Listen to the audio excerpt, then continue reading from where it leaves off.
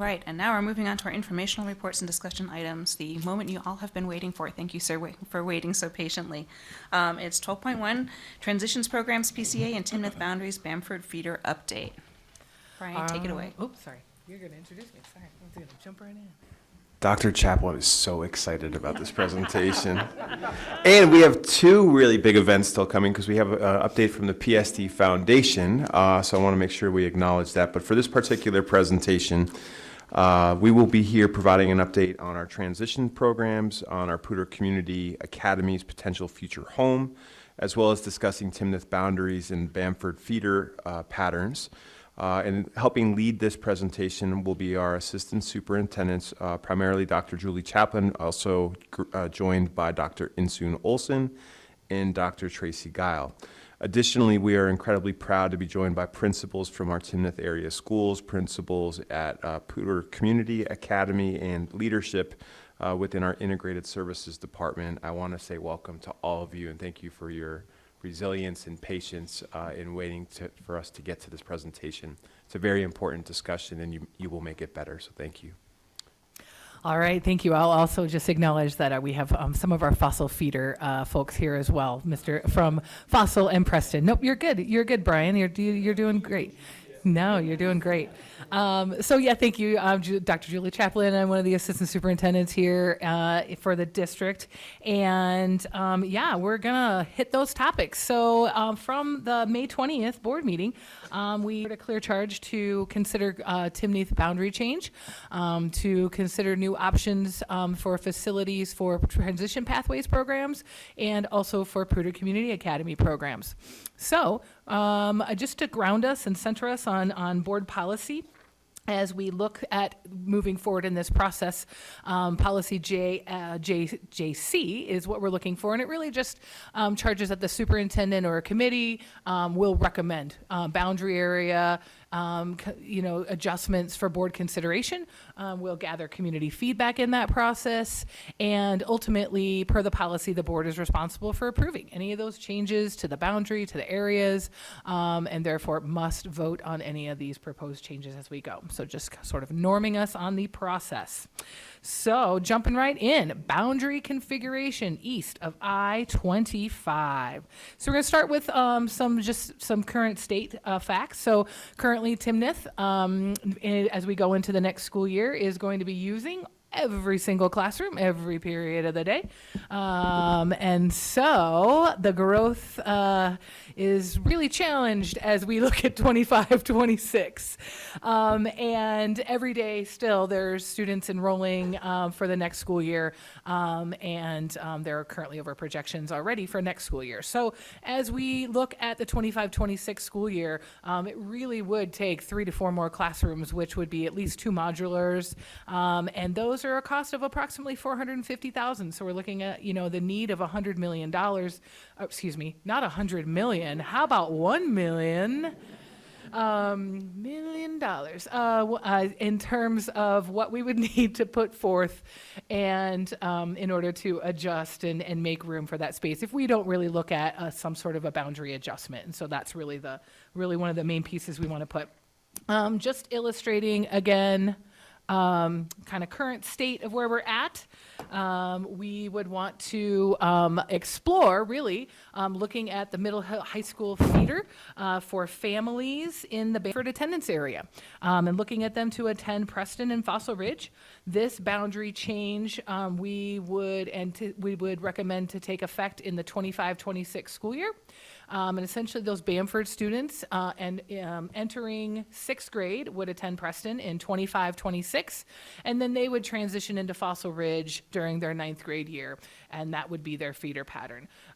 We would also, as a part of this process, want to explore some impacts on students currently enrolled in Timnath Middle High School now, and what we may need to look at that in terms of, I think the term grandfathering gets thrown out there, but how would we really look at those students that are already enrolled? What could we provide them as a possibility for staying at Timnath Middle High? What would be transportation options, if any? I mean, all these things we would really have to consider and to look at as we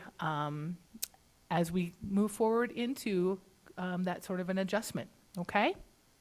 All right. Then, as we look at some of the East Elementary School options, we would suggest considering obviously adjusting the boundaries for Bamford and Bethke and Timnath Elementary Schools to balance enrollment. Specifically, Timnath Elementary, based on NSC utilization, is over capacity. Bamford Elementary is under capacity and not projected to grow within their current boundary. So just knowing those two pieces, we're kind of looking at some of the information from the steering committee as a starting point for where we would consider adjustments. One of the proposals in scenario D moves students residing in the Summerfield Estates neighborhood that are currently in the Timnath boundary. We would move them to Bethke to support over-enrollment at Timnath Elementary. This, however, would not add any students to the Bamford Elementary, but will help address both middle school and elementary Timnath enrollment at those two school locations. One of the other committee scenarios was F. And in that scenario, it had a couple of moves. So it moved students in Trailside neighborhood from Timnath Elementary to Bethke, and from Summerfield Estates. Oh, sorry, I flipped that. It should be Trailside goes to Bamford, and then Summerfield Estates from Timnath to Bethke. So I apologize that I flip-flopped those, just to make sure that I messed up that. Sorry, I apologize. But this would help over enrollment at Timnath Elementary. It would add some students to Bamford. It would address over enrollment in the Timnath Middle School space.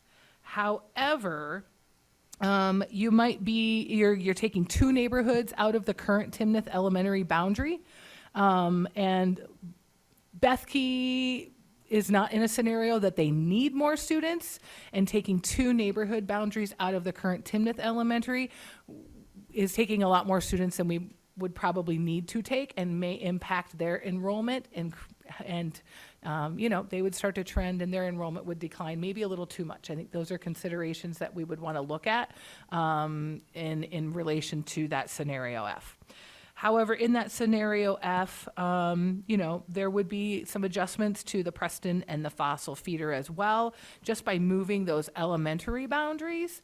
It's about 7 students per grade level that would go to Bamford, and then ultimately funnel up, maybe 20 or 25 approximately. That's a conservative estimate into Fossil and Preston feeder, and therefore then 45 more students out of the Timnath Middle High feeder. So it's got its pluses and minuses with that scenario. And I think, we also might want to consider assigning the Ladera development, which is a future development, out there to Bamford's boundary area, and future long-term, developments to Bamford's boundary area, as that is the one that, even in projections and as we have right now, with the current developments that have been out there, they have just not yielded additional enrollment in the elementary level, and it's questionable with Ladera. The plans aren't concrete, but what my initial is not seeing a lot of single-family homes. So again, it's trying to balance, what we could do to help support Bamford, and is the conversation even more of, are we balancing enrollment between the elementaries, or are we just trying to address the over-enrollment? And I would kind of put that to the board as terms of what's their priority in these pieces, and that can kind of help us think about how we would move forward. That's where I will leave that piece there for East Side boundaries. Process, obviously, we're presenting you tonight. Anything that you want us to consider, we would want to get feedback on. We'd propose coming back to the board on 8/13 with a vote, and making sure we had enough notice to families if that was the decision. The timing of that vote would really be for choice patterns, choice enrollment options as those open in November for the 25-26 school year. And families would want to know what's going to happen for their students that following year. Okay? So, would you like to pause in between each or go at the end? Yeah, we're going to pause in between Okay, each, yeah. Let's do that Absolutely. then. So, and we have our fellow colleagues here from Timnath, Jesse Morrill, Jill, and Alyssa, each from Bamford, Timnath Elementary, and Timnath Middle High. And Alfonso could not be with us this evening from Bethke, but we can represent if there's questions for that population. Okay. Who would like to go first? Don't everybody jump at once. Connor, go ahead. So this is the second time that this has come up. I would suggest, Julie, I'm good with the timeline. I think that gives us ample time Okay. to do community outreach. That's first and foremost. Okay. For me, scenario F is off the table. There's been significant pushback to taking Timnath kids out of Timnath, especially making a decision prior to November. We will need, if we do go for a funding mechanism in November, we need every single vote that we can get. If we start moving kids around, this kind of looks like consolidation light, and we've heard that we don't want to do that.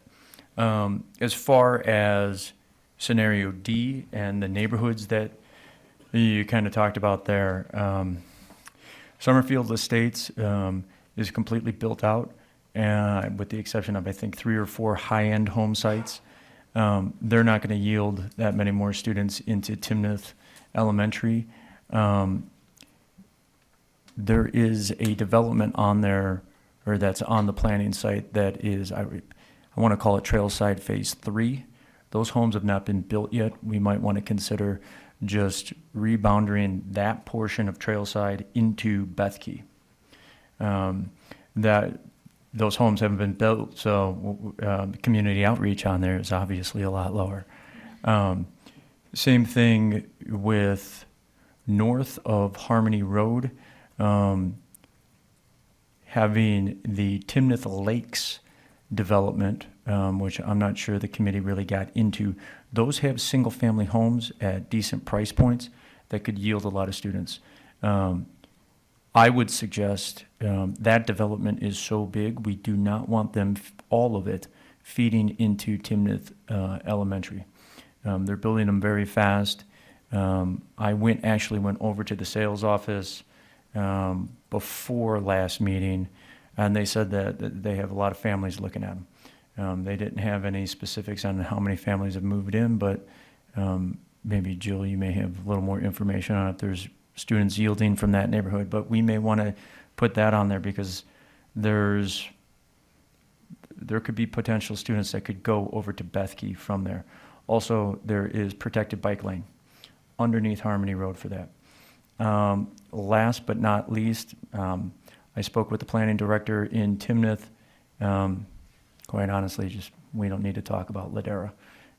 That's going to be so far out that we'll probably be addressing that, 10, 15 years out. Community outreach is good. The one thing we need to get on the schedule with the developers. There are 3 different developments that feed into Timnath Elementary and even into Bethke that we don't have a lot of definition around. So prior to the 18th, I can do it along with somebody from the district, reach out to the different developers in the area and see what their timeframes are. Quite honestly, this is something that's happened in the past. Our former planning director was very good in communication with the developers in that area, and since they've matriculated on, we haven't had that ability. The last thing on any of these that's really important is integrated services.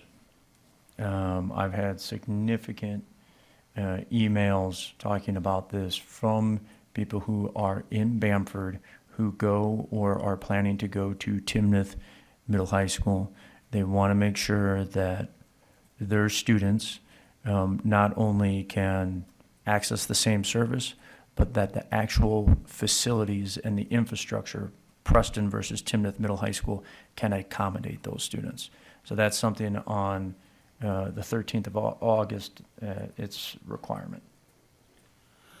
Okay, thank you. Yeah, we will look at that programming for integrated services. I know they do have an extensive autism program there, so we can look at that in the fossil feeder and see if things align, or if that becomes a center-based program. Well, you only have ILS, so we would still, and we do have that at both Preston and at Fossil Ridge. So on the first glance, I think we can make that happen pretty easily, but we'll work with Jody and Dennis and their department. Go ahead, Kevin. We have the principals here. I'd like to hear directly from them. Starting, if no, this is not going to be a hierarchy of because Jill, by the way, congratulations. I haven't been able to say that since I've seen you last. Congratulations. Thank you for accepting that role. Since you're kind of in two hats, I'd like to start with you and you give us your thoughts. Unvarnished, what do you think about the scenarios? What are things that we should be considering? I think Connor did an excellent job, and thank you so much for doing a lot of the legwork and the homework as our District F rep. But I'd like to hear from you guys. What are we missing? What are some things that you would like for us to consider? Thanks, Kevin. There's a lot to consider, and I know the steering committee was charged with the entire district, and we're trying to drill it down to one area, and I don't believe Bamford had representation, am I correct, on the steering committee? And so I think we need to be careful in rushing to a decision just based on these being what came out of the steering committee. I know the bullet point for the board meeting tonight was talking about balancing enrollment between the 3 elementary schools on the east side. And the proposals have a lot to do with growing one of the biggest schools in the school district and not helping one school that is having to be heavily subsidized with the small school factor, with not enough kids going into Bamford. And Timnath is at about 398 kids enrolled for next year right now. We were at about 440 this year and could accommodate everybody in the classroom space that we had. And so if one of those neighborhoods were taken out of it, whether it's Summerfield or Trailside, and that was about 60 kids, that's going to dramatically impact Timnath as far as needing to cut staffing and potentially some programming that's built over time and getting above that 400 student number that we've been able to add. Like intervention programming, having full-time specials, just things that every school should have. Have now been able to do that. So moving kids out is going to hurt, but at the same time, like Connor mentioned, when you have Timnath Lakes developing in the area and you're going to continue to get more kids, you might need to do something like that, move a neighborhood out so that the neighborhood that's still getting built out, like Timnath Lakes, could still go there. I would caution the board in moving too many kids out of Timnath Elementary because it's not feeling like Jesse's school right now where we're feeling, packed to the gills and we need to do something right now. I don't know how quickly it'll feel that way with some of the new developments in the area, but I would just caution the board on sweeping too many out. And then the other piece of it is, what is our purpose? Is it genuinely balancing enrollment? Because then if so, I don't know what's going on with the mic. Is it still working? Okay. So Beth Key's numbers, when I looked them up this morning for enrollment for next year, was at 508 kids, and that's before summer enrollment. And so if we're just talking about adding more to that school and not looking at Bamford, which is has 264 enrolled for next year, that is so hard to run operations, and Alyssa can speak to that more, but I started at Timnath with it being at 338 kids, and there was only one instructional para in the building who was funded by kinder tuition at the time, and trying to operate lunch duty coverage with just a handful of 2-hour paras. It's so hard to run your school when you're that small, and that was above 300. And with Bamford currently having 264 students enrolled, not only is that a financial issue for the district as far as subsidizing that, but even with that extra money coming from the district, I would have Alyssa speak to that more, but just trying to do daily operations with lunch duty coverage and providing adequate staffing for things like intervention and specials and things like that is really challenging. So I just would want to know what the board's priorities are with making a boundary shift. If it's just specifically for Timnath Elementary is encroaching on that mark where it's going to be too big and needing to alleviate that, that's one thing. But then we also have a really extreme imbalance going on. And are we just going to be contributing to that imbalance by adding to a school that's already one of the largest? Or are we genuinely trying to solve that imbalance problem? Thank you, Jill. That's a really good question as far as what the board's goal is. And I would invite board members to think about that and let us have that discussion here. So are we talking about balancing, or are we talking about just simply ending the possibility of over-enrollment and knowing that those two things both have costs? So with that, would anybody like to be the first to foray into that? Go ahead, Carolyn. Before we move on, could we just hear from Jesse about like how he feels about how many students are going to be coming in? Like when I saw the price tag for how much it's going to cost to put 2 modulars out there, that makes my head spin, because those are temporary dollars, right? They don't do really anything long-term to help the district when we're moving modulars around. I hate it. I would like to avoid it at all cost. So how best can we help Timnath high school, middle school get to the numbers that they need to be at to feel comfortable? All right, thank you. So, yeah, I think in talking with the other principals, the most urgent issue we're facing in this area is Timnath Middle High School and the over-enrollment. And what we have, like, as Julie talked about, 25, 26, it's not just about, like, we think it's going to grow.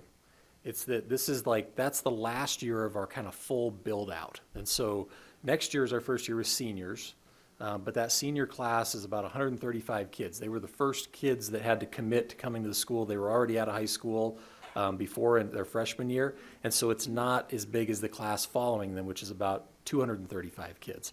And so we know we're going to get 100 bigger just by that, graduating that smaller class and moving all the other kids forward.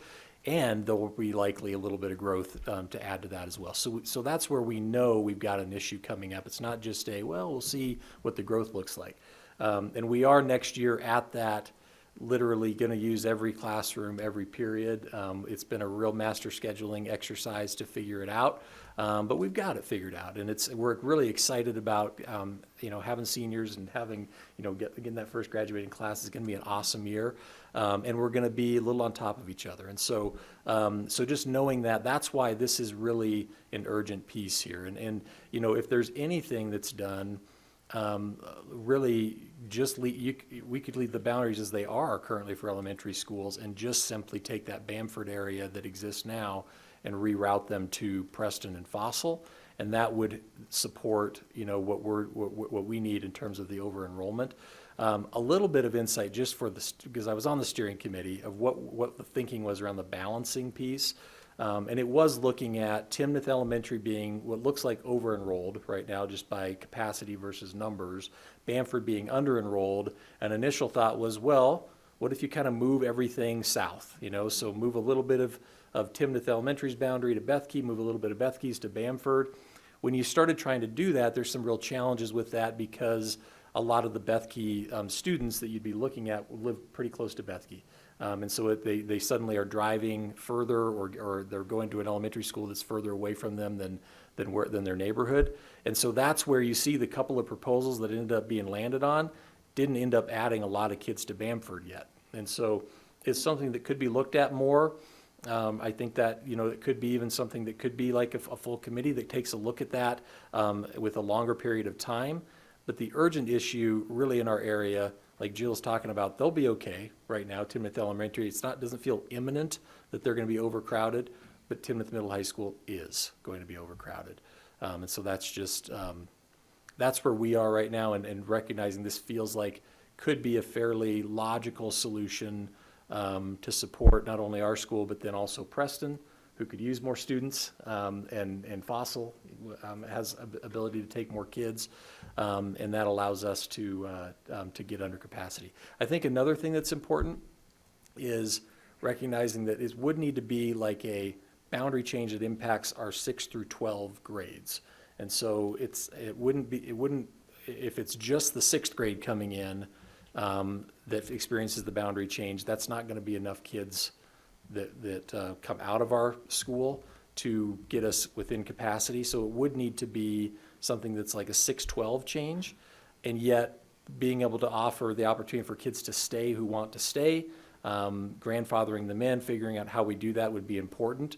But we know that some of the younger students in particular maybe would go ahead and take the bus, go to Preston. That again would help us to get under capacity if that boundary change were to happen for 25-26. Go ahead, Scott. Yeah, I like that idea a lot, especially the grandfathering in. You don't want to really shake things up when kids are, at their last couple of years of high school, especially. I did want to hear from Alyssa about what your experience is like at Bamford, being that small, and ideas that you have for mitigating that.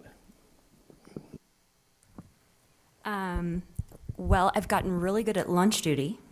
I can open kindergarten milks like a champ. So, being a small school is always a challenge. And it's just been, we've known that as a staff since we opened, we're small, and we just really came together to do what we needed to do with the dollars that we had. It is definitely less than ideal, and we would welcome more students. We are all about that, and taking from the Bethke and Timnath communities are actually where 2/3 of the Bamford students originated from anyway. And so that transition, we would know how to support that really well. You're just reuniting some communities back together anyway.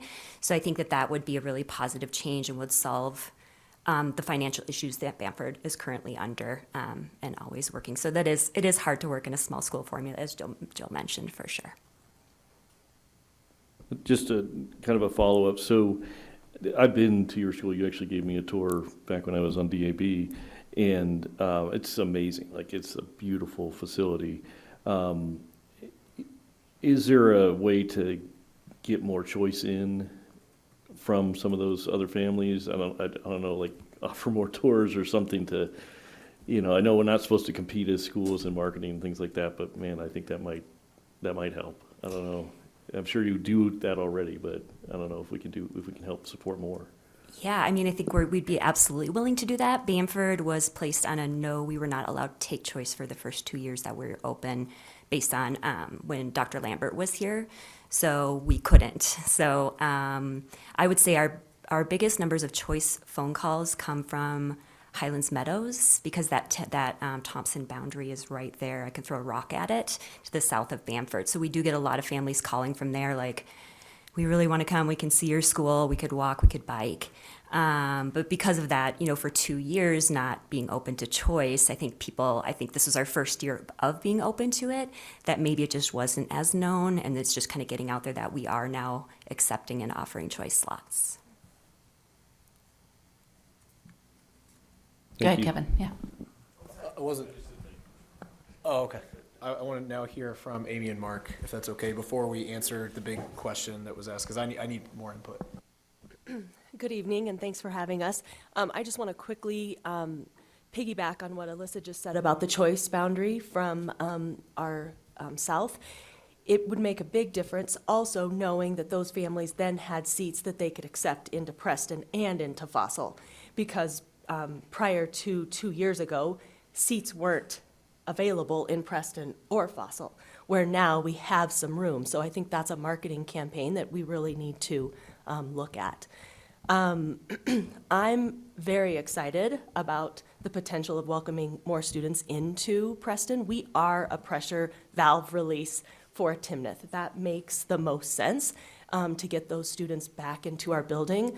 I'm excited about getting to rebuild the relationships, the community back with that neighborhood. That's a neighborhood that has historically gone to Preston for many, many years.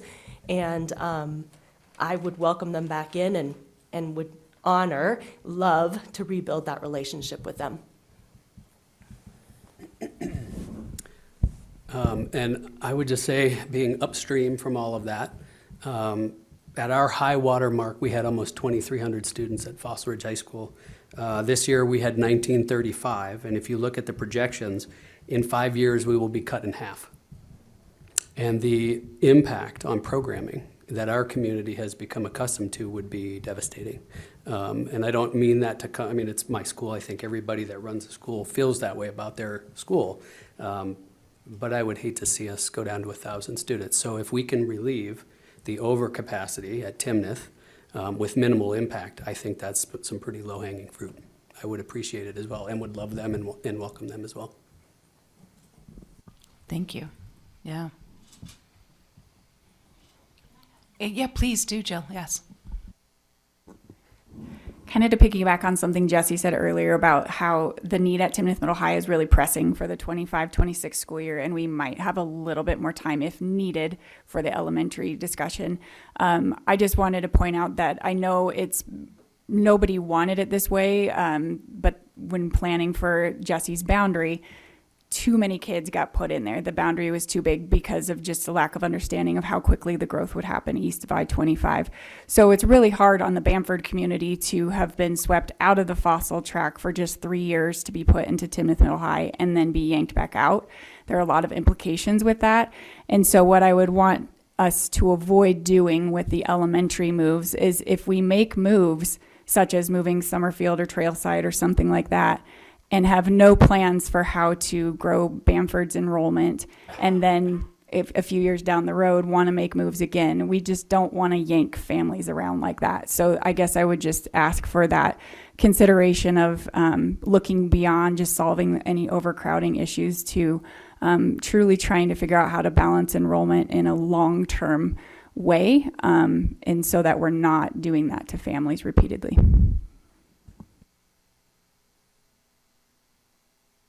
Yeah, thank you for that, Jill. Go ahead, Alyssa. Yeah. Anyone that knows me well knows that I believe that when we work together to come up with good solutions for kids, even when the decisions are difficult or impactful on one particular subset, alleviating class size and overcrowding at Timnath is what's best for kids. And if I think about my Bamford kids that would have gone there, they would have been in an overcrowding situation, and I don't want that for them either. I just don't want it to be forgotten that the Bamford community, as of right now, does not see this as a positive move. And I just want to make sure that we take good care of them when how their feeling is, as Jill kind of alluded to, they were Preston Fossil, then they wanted a community east of I-25, and now going back again after such a short period of time. I just think we need to make sure that we engage their voices, and I've talked with both Amy and Mark, and they're super on board to get that community excited if this is the decision that ends up being made, that we just make sure we give good care to that Bamford community.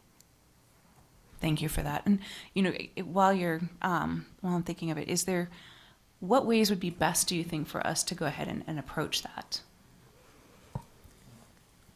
That's a really good question. And I've told Jill this and Julie, I will bleed Bamford for the rest of my life. I love that school and that community, and would be happy to be a part as a volunteer next year in some way to engage them in that transition as someone that has that historical knowledge of building that community. They're very tight knit. I think they just want to feel heard, and they're going to want to hear from Amy and Mark on programming that was mentioned earlier, different things like that, offerings that those kids will have, just reassurance that in the long run it's going to be okay. But I think we just need to make sure, like I said, that they're just being listened to and reassured. I'll jump in there too. I think being a middle school principal, we get good at transitions because over 3 years we transition them out, in and out pretty quickly. So I think that we need to start with getting our counselors over there immediately. I think that we need to get kids into the Preston building well before the transition events start. We need to get them in there for evening events. We need to get them in there for some summer activities, because the byproduct of that is then that they are super excited about the school that they're going to. They know where the bathrooms are. They know what the lockers look like. So we have to be proactive about how do we get those pumpkins into Preston well before the transition event. I think the families will need to hear from me. They need to know, yes, Timnath is a great school, and we're also a great school. these are the things we have going for us. We're a STEM middle school. This is what a STEM middle school looks like. This is what you'll get to participate in. And then they need to be able to see right into Fossil about what that looks like. And they need to know, just like Alyssa said, that they're not going to get lost, that we are going to take care of them. But getting our counselors over there first, getting some web leaders over there, getting to know them, and not just the fifth graders. We've got to get to know third, fourth, fifth, so that it is a streamlined process for those families. I just want to, before I go, Kevin, Amy, when you say that summer activities, are you talking this summer or next summer or both? When the board makes a decision, we start then. Okay. Kevin, go That ahead. was my question. Sorry, I don't want to be a contrarian. I don't want to throw a wrench in the room, but I gotta learn from previous mistakes. And I don't know if we want to do a check for understanding, yes or no. We've just outlined a decision date as of August 13th, and I know we're going to need some implementation time, and I know some people say that's enough time for us. Is that enough time to get feedback in the middle of the summer? We got 2 months before we make a vote. So are we going to have the kind of input that we need to educate families? I hear what you're saying, Alyssa, because it's the whiplash effect, especially with your community. Our community has also just thought, okay, the board canceled the vote. Now we can breathe. And now all of a sudden, oh, hang on, we're voting again, and we need your input, but we need it in the summer months. So, I mean, I'm hearing two kind of things that I need to reconcile. And so maybe principals, thumbs up, thumbs down, is 8/13/2024 too soon, or is that just right? I mean, I need some help here, I guess. Go ahead, Jesse. Well, I think if we're going to make a change for the 25-26 school year, you don't want to go much beyond that date to make sure that people have enough time to know that it's happening, right? But I think another key piece, with anything that we're doing this summer in terms of communication and listening and engaging the community, the Bamford community, is being able to be clear then about, so what are your options? Like, this is the proposal, and are we grandfathering in, right? If you already go to Timnath Elementary, if we can agree that, like, you're allowed to stay, does that mean you're providing your own transportation or not? Like, we need to be clear about that. But those are the questions that I'm getting just from people anticipating this happening, is mostly like, can my kids stay at the school? And I'm telling them I would advocate for that, that you could stay at the school, but likely that means providing your own transportation, because a boundary change usually means that's where the bus is going to go at that point as well. And I think the other piece then is potentially siblings. So if you're incoming sixth grader, you have siblings at the school at Timnath Middle High, are you grandfathered in under the same kind of policy or not? I think if we can be clear about that, that would be really helpful, because that's where, even in the steering committee process, people were going to that next step a lot. And if we're going to make a decision, say in August, for people in the engagement to know the whole thing, like, this is what the proposal is, and here's what it would mean for you, here's what your options will be. To me, that would be really helpful in helping people wrap their heads around it and be more ready. The other piece of it is that the steering committee proposed the shift to the fossil feeder for the Bamford community, if I'm correct, from the very first iteration of what was shared. So there's been a lot longer than from just now to August, where those communities have had those input opportunities, either in person or via the surveys. And so I would think that it's important for the board to look back at that survey input and that information, because it is available. I would say, as far as the elementary piece, if you were considering anything outside of what the steering committee proposed, because they don't actually balance enrollment, if you were wanting to explore any other opportunities there, then that would require a longer process with more input.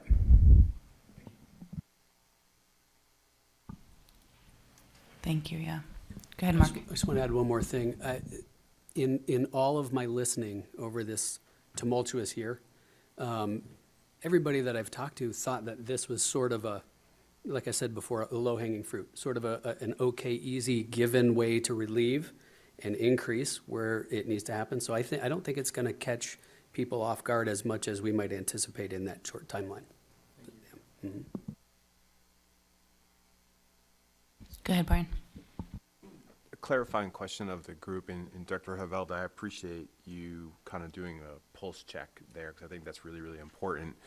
if I'm not mistaken, I do believe one of the intentions that would feel some level of, like a feeling of whiplash, but I do believe the August deadline or timeline, intended proposed timeline, was more that in the event that the community knew that the board may go in this direction, it does allow them to make decisions for next school year, potentially if they are an incoming sixth grade student at Timnath Middle School and they know that, hey, I want to have program continuity.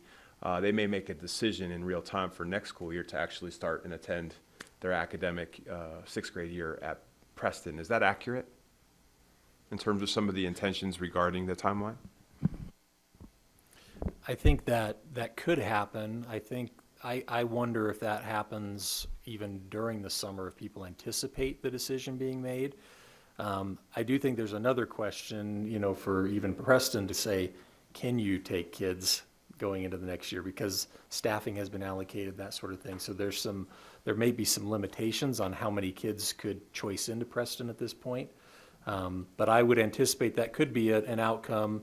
You know, I could see myself as a family, you know, incoming sixth grader. Do I want to start at Timnath Middle High and then go to Preston my seventh grade year, or would I rather just start where I'm going to be and travel for a year? Good. The question on choice, because that was another thing I thought of, is the next step being, okay, so there may be a ton of shifting tectonic plates in November with our school choice based on whatever we decide in August. So I guess the question is it possible to give families that would be affected priority in that choice system?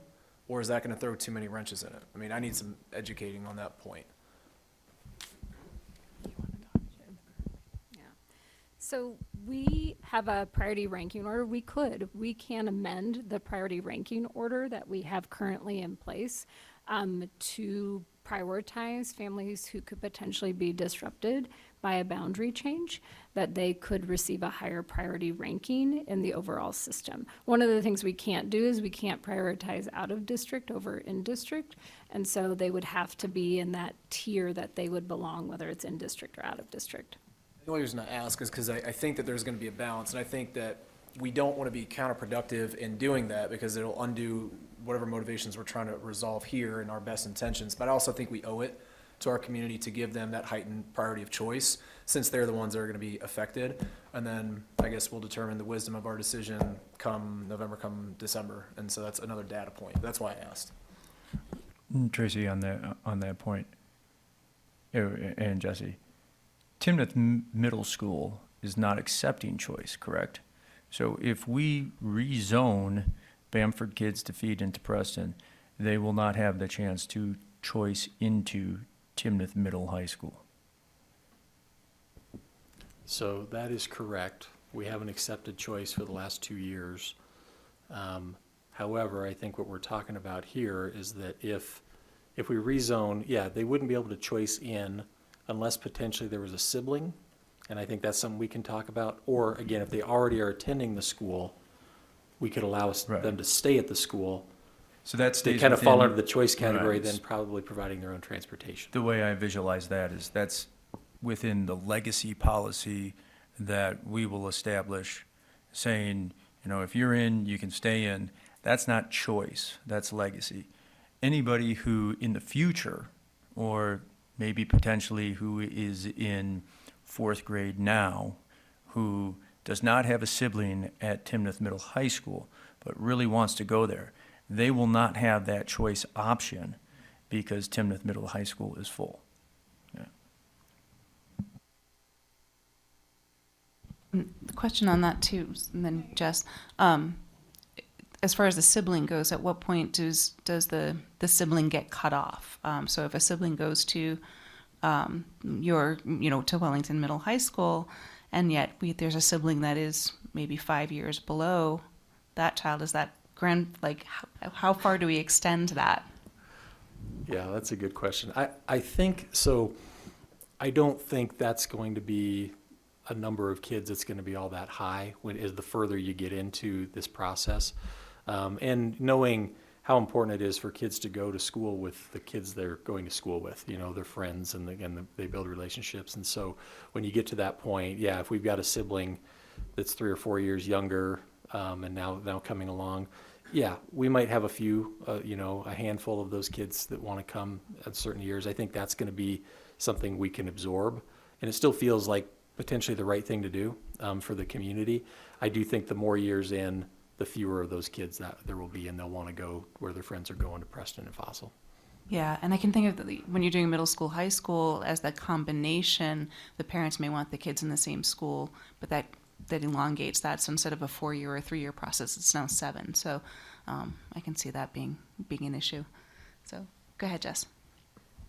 So I'm curious, because Bamford's boundaries in particular have been named in previous scenarios, has there been sufficient community outreach? Or if not, because it's been mentioned in the slides, I think we have said that we want to make sure that the community is heard. What can community outreach look like in the next 2 months if we're trying to make a decision by August 13th? Well, I was thinking anyway, I already have a list of 10 developers in the area, and I've talked to a handful of them already to have community outreach sessions at the Timnath Community Center. It's free. Explain it to people. I mean, heck, we can do as many as you want. I would say from a district staff perspective, we would engage with whatever direction the board felt like they needed, and happy to put together sessions and listening sessions and support those. So, go ahead, Kevin. I think I've formulated at least one charge that I think would be helpful for if we're going to move forward with August. And I'm sorry to say this to the principals, the 5 effective principals, but if we have to lock you in a room, so be it. But I would like a recommendation that comes from the principals, that it doesn't have to be unanimous, but one that the principals can support as a recommendation that we could approve. I think that would be really helpful. I think that also takes care of some of the community outreach we're doing, but I would like a recommendation from the principals as well. I would second that. That was some of the feedback we got in the June 4th listening sessions. We got a lot of that. Let's bring the principals in. They're the experts. They know the schools the best. So I'd love to have that kind of input. Yeah. Yeah. Go ahead, Carolyn. Yeah, I do think that some consensus from the principals is important. And I also think that when it comes to communicating, that they really need to be the lead for us in communicating with their families. They know their families better than us, better than anyone. And so they really need to lead the charge on the communication as well, I think. And I know, like what Kevin said, there might not be a perfect answer between all of you, but if there's some kind of consensus, that would be helpful. I mean, and the final onus is on us, not you. could I ask for a clarification on that as I work with the principals?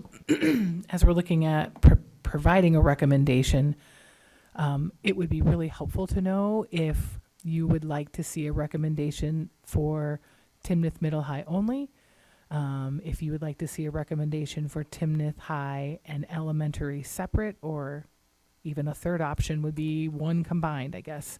Some direction in that stance, I think, would be helpful as we work together, because those recommendations will look different. If we're just, if we're hitting the urgent need, and then, you know, are we recommending a step-in process? Is that a preference of the board? Are you leaning towards a all-in-one recommendation to be done? I think that clarity is going to be really helpful for us. Yeah, and I think that comes back to the original question that Yal had asked. And I think, Jill, you spoke to it very clearly. There is an immediate need that we have right now with Timnath Middle High School. And there is an equity need that we have to make sure that all of the elementary schools are there. And we're not fighting small school syndrome versus overcrowding syndrome, right? We need to make sure that those get balanced. I think what I am hearing from everybody is that let's take a real dive in at the immediate need, and have that solution brought, or a solution brought to us. And it sounds like there's pretty much one out there already, of moving Bamford to the Preston fossil feeder. And slow down on the second part of that, of how do we appropriately gather information to make sure that we are really looking hard at the equitable distribution of students throughout the east of I-25. And I think, to me, that having a two-step process would, one, alleviate the immediacy of some of the issues, and to allow the board to make some thoughtful, hear some thoughtful recommendations, have some thoughtful input from the community, and make a thoughtful process going forward as far as, if this is what we're going to do, how do we approach everything that Jesse had said? How do we approach the siblings? How do we approach the grandfathering in? How do we approach all that? We will need that for the Timnath Middle High School for sure, and that gives us a nice stepping stone to then say, can we apply that to Bamford? Can we apply that to Timnath? Can we apply that to Bethkey? Why or why not? So to me, that's what I'm hearing, and what I would like to give you the charge of. There are 6 others, though, so I want to make sure that others get to speak. I would tell you, Good. just based upon our conversations, I think we are aligned already in that one immediate need of moving Bamford to Preston. And then we could meet to identify with Jeff and his team in transportation, as well as, some other members of cabinet to determine who would stay at Timnath, what years, what would be those things, so that we would be really clear about that when we went out to the community for input before coming back on the 13th. So I would just put that into the space. Go ahead, Jim. Thanks. So to me, the 2 key questions are Bamford to Preston. Do we do that boundary change? And then the other key question is how big to make Bamford, right? And how do you do that? Those kinds of things. So I'm a little resistant to pull the 2 of them apart, because I think I would like some work on that if we can by the fall, personally. So I don't know if I completely agree with you on that, Kristen, but I'd love to hear more from other board members.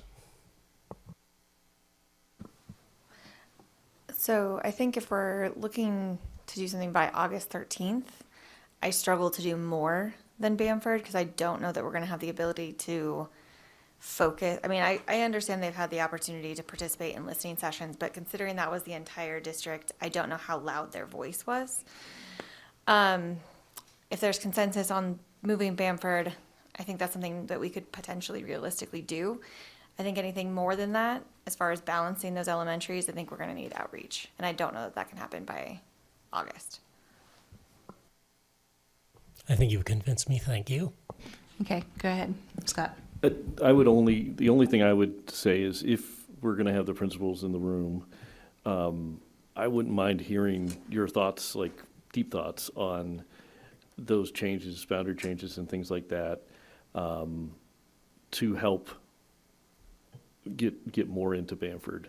I don't think we have to have a full-on, here's our recommendation we're going out to the community with, but the steering committee's done some of that work, but I think if we could get the principal's input on that too, I wouldn't mind that at all. So I think if the main focus is the Bamford-Preston discussion, I'm okay with that, but I would love to just at least have the discussion come up about the elementary schools too. Clear as mud? So sort of a preliminary discussion of how do we get more kids into Bamford, but an actual bring to the board on the 13th of August, moving the Bamford to Preston and Fossil. Yeah. Is what I'm hearing. Yes, you are correct. Okay, Yeah. just wanted to make sure I was hearing correctly. So, others?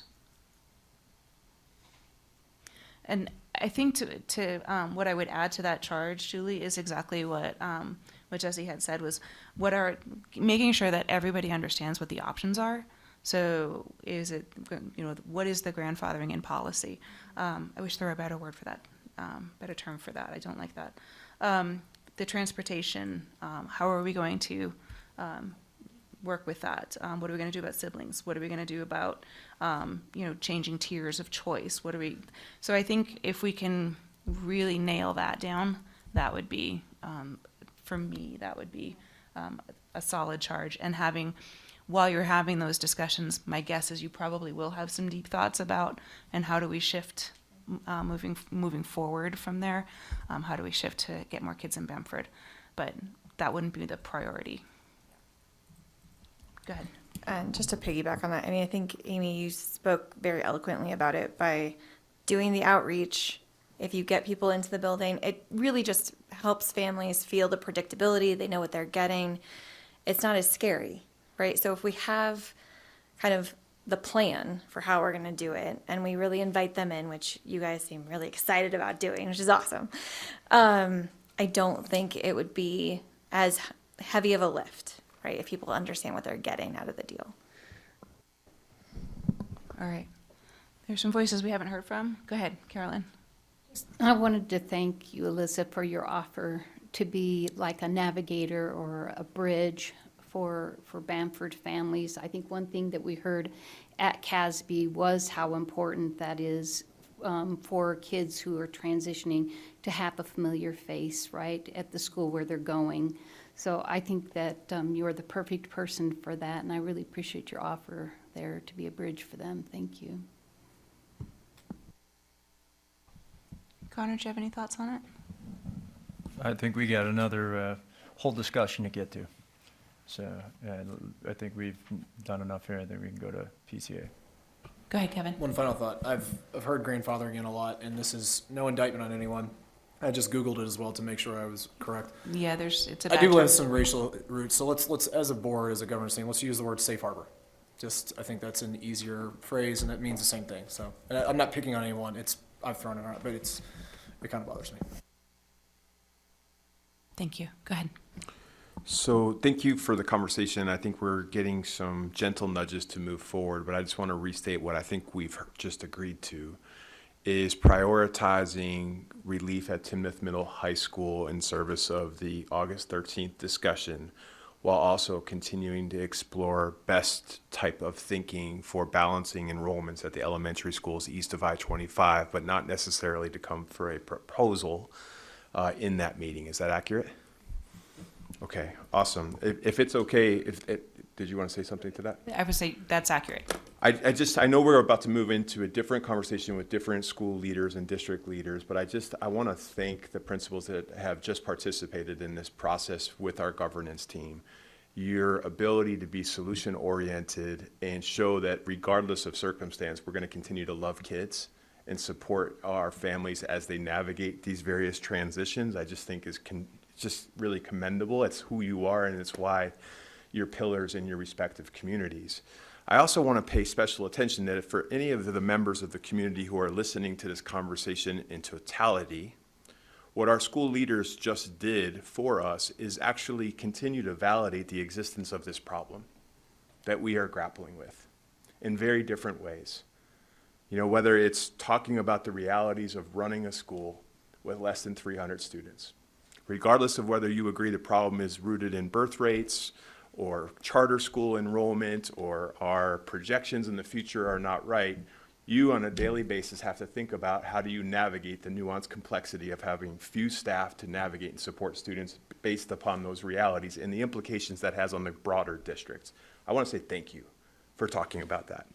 I also want to thank Mark for talking about if we don't tend to this problem, what the potential implications are that are cataclysmic from a staffing standpoint based on what our families have expected PSD to deliver on. If your school enrollment hovered around 1,000 students, that would be a major significant change, not just for your staff, but for your students, but for the district at large. So for you naming that, I want to say thank you. I also want to name that you have been, not just this year, but you're already projecting how to navigate the difficulties of the various community perceptions that exist while we solve this problem. While it may be the right thing to do, people may not be excited about it. And we have an obligation to figure out how not only do we reassure, but re-engage thoughtfully. So I just want to say thank you for providing that level of clarity to this conversation, because we have not necessarily reached community consensus that we even have a problem. But you are boots on the ground navigating that within your respective communities and school buildings every day. So that how you spoke to it meant a lot to this entire community, that this isn't make-believe. We are really navigating incredible challenges in real instances with real people. And I just want to reaffirm and say thank you for doing that.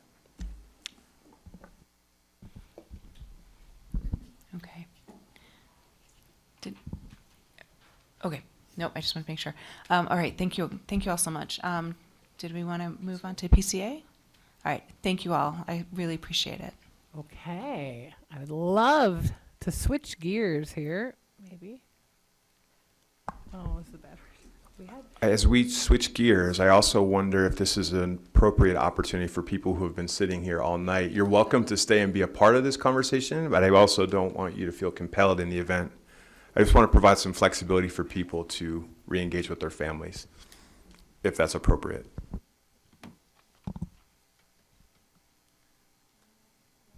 So now's your opportunity to leave if you want to go.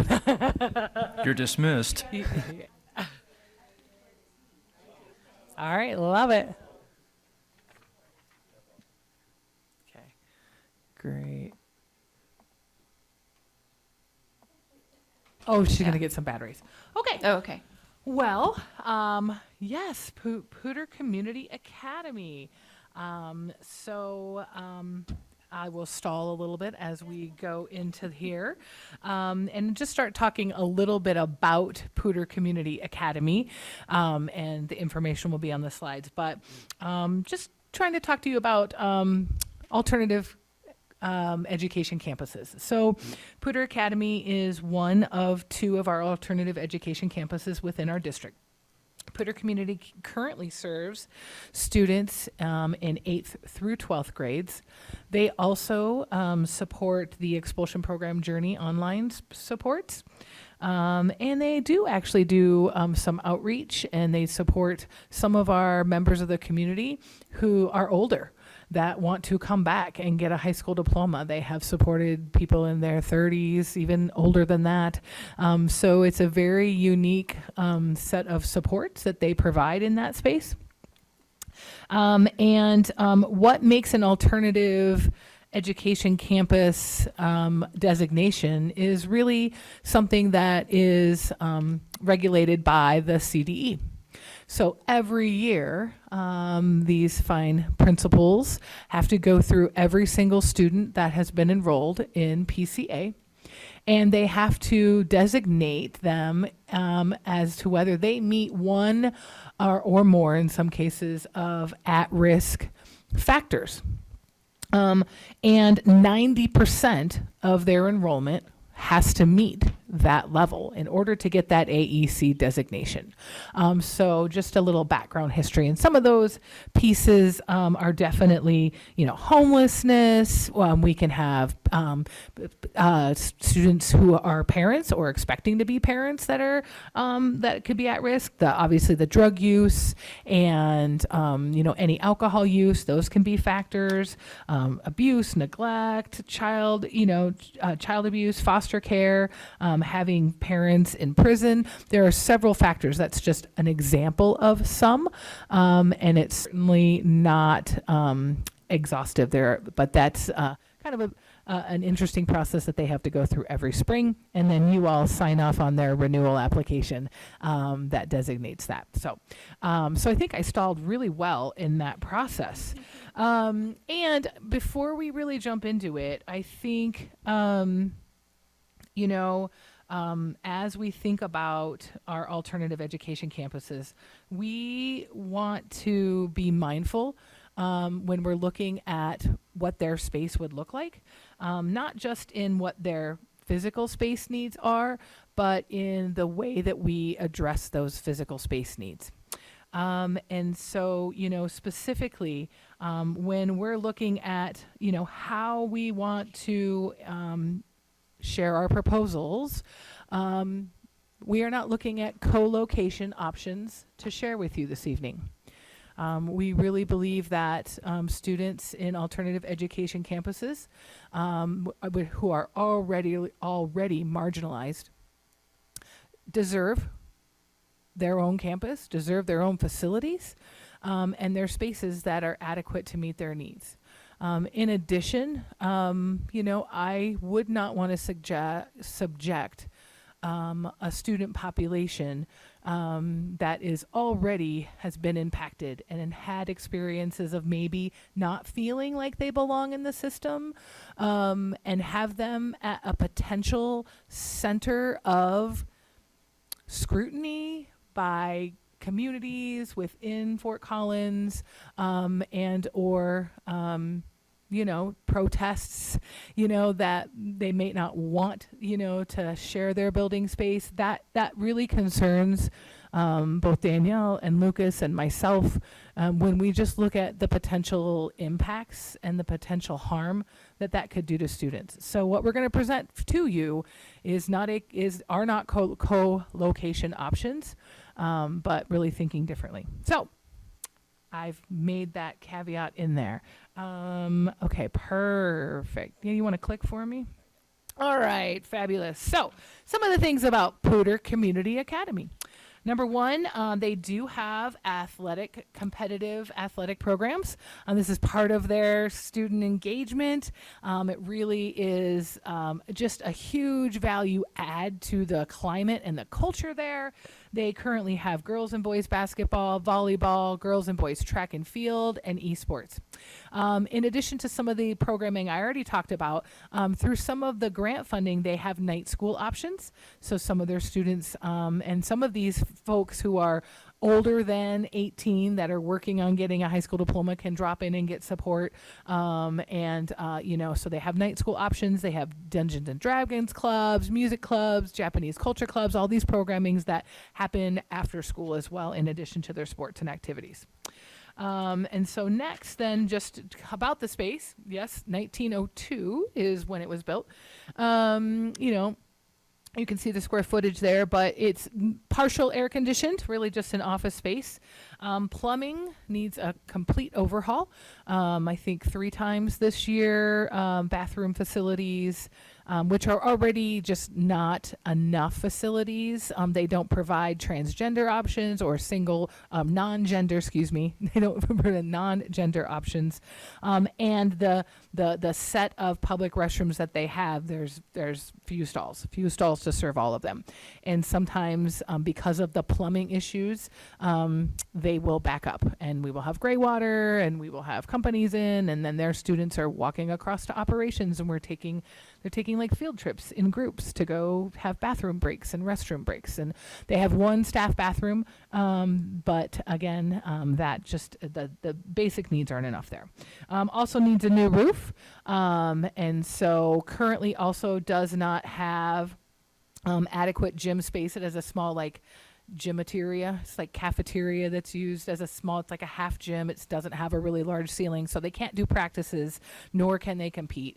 And they also do not have field space. So this is where we've been talking about in previous discussions that they're transported to Wellington and Icestone for all those pieces.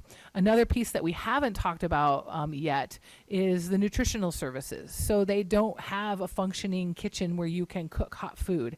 So their options are limited for their students. And their head food services person has to go to Poudre, and it's a very sort of clunky piecemealed system in order to provide meals for students. So those are a couple pieces there.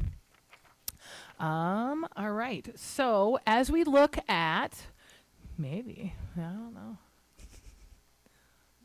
I'm about ready just to get up and go to the computer. Does it roll maybe? Okay, there it goes. Okay, so it went too far. There we go.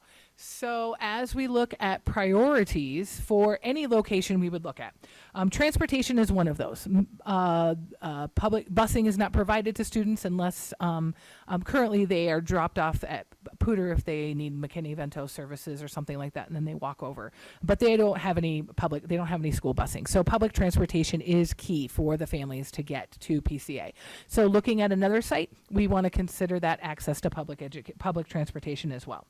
One of the other priorities would be addressing their lack of access to CTE programs.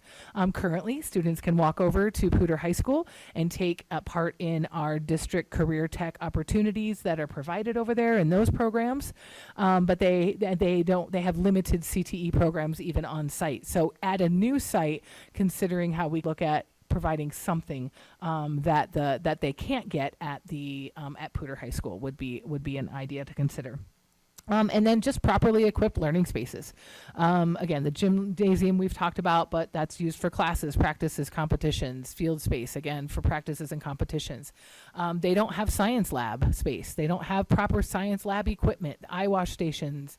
They can't do experiments that, require gas, or they don't have water stations. So those are issues. Art rooms as well. They have a very, very small art room. They have a kiln. She does an amazing amount of work. They cranked out, I think, over 100 bowls for the Empty Bowls event. She does amazing work in that space, but boy, is it limited, and that would be addressed. As I talked about CTE spaces, an ideal might be, could we get a wood shop in some place? That's something that they can't access at Pooter right now, so would be a bonus for those students, and potentially provide some industry certifications in that area. Instructional kitchen space. Again, they can't offer foods courses and anything like that we have in the other comprehensive high schools. Library Media Center would be great to have some academic resources for students, and then additional kitchen space for food service for the breakfast and the lunch and the meals for students. So those would be priorities. So number one proposal that we have is to move PCA to the Fuyana site. It would take substantial renovations, and all options for PCA come with a price tag, so I'm just going to name that up front. But it does meet, the options criteria for science labs, classroom spaces. There is an annex building that we could potentially look at putting in wood shop. It would work for an art space with kiln. It's a larger area. There is a cafeteria / gym, which is bigger, taller ceilings.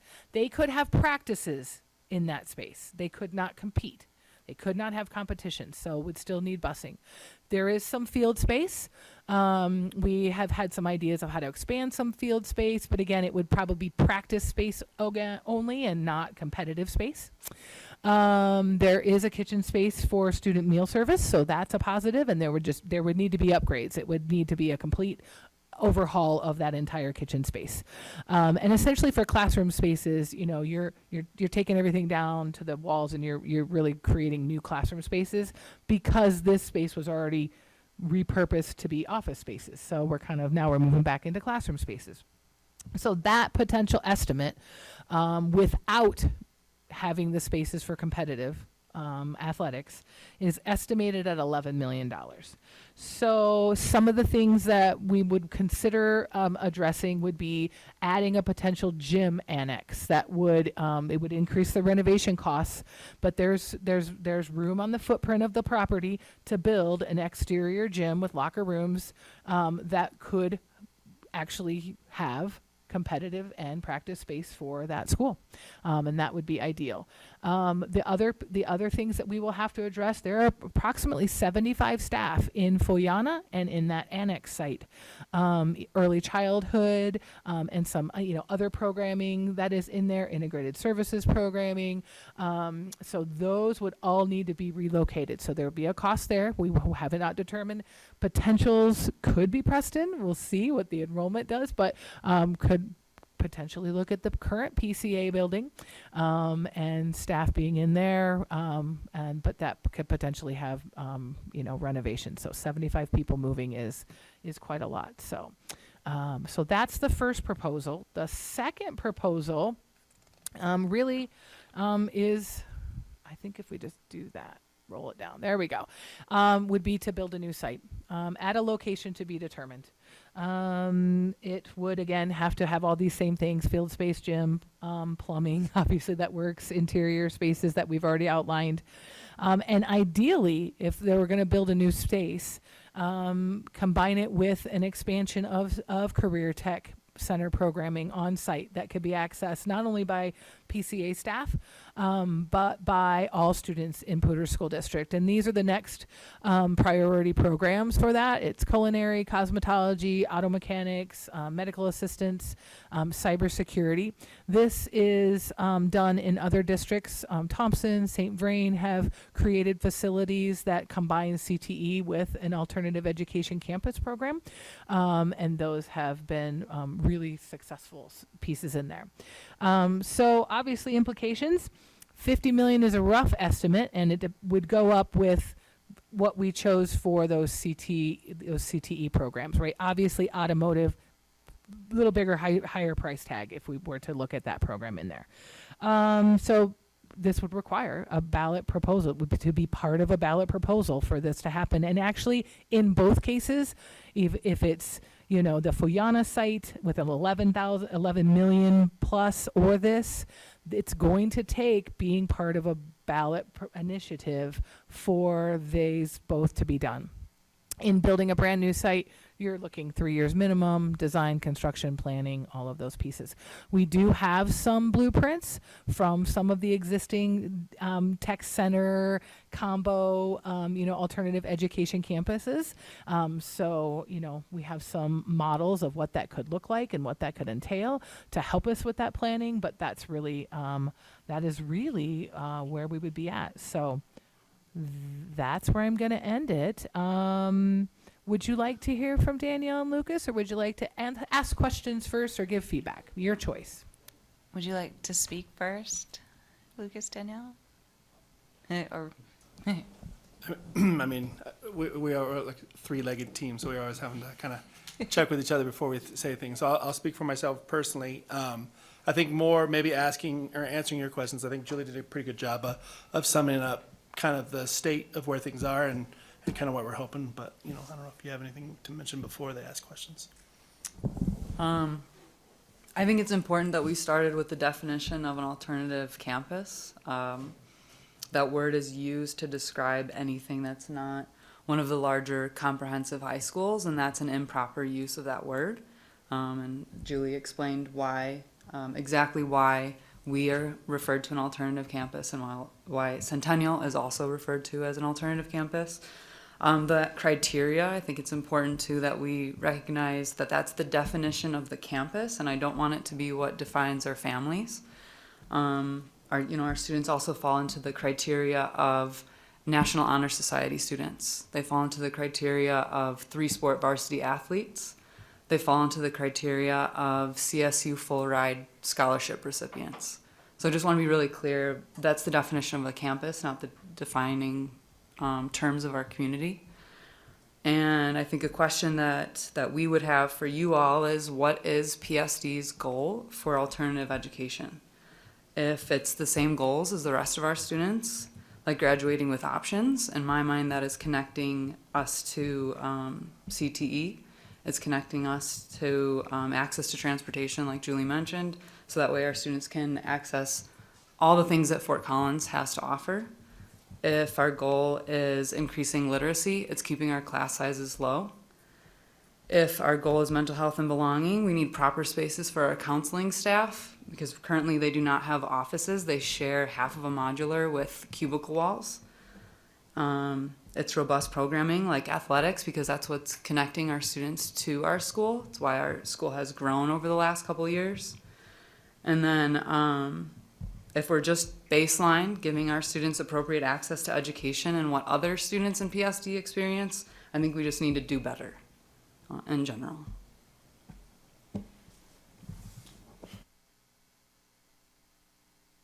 Okay, great. Open it up to the board for feedback in any of this areas we've talked about for PCA. All right.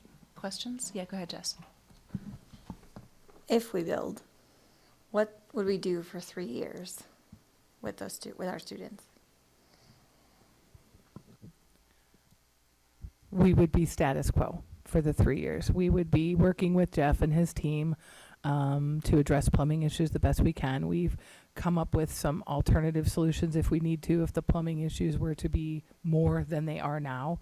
We've talked about creative solutions to have, restroom facilities brought in on site, I think those are the problem solving things we would have to do. And I think Daniel, I'll let you all speak to it, but I know in the conversations we've had, it is their home right now, right? This is the space that they know. And I think this is the space we have, and at the end of this time period, here's what what is the result of us being in this space for a few more years.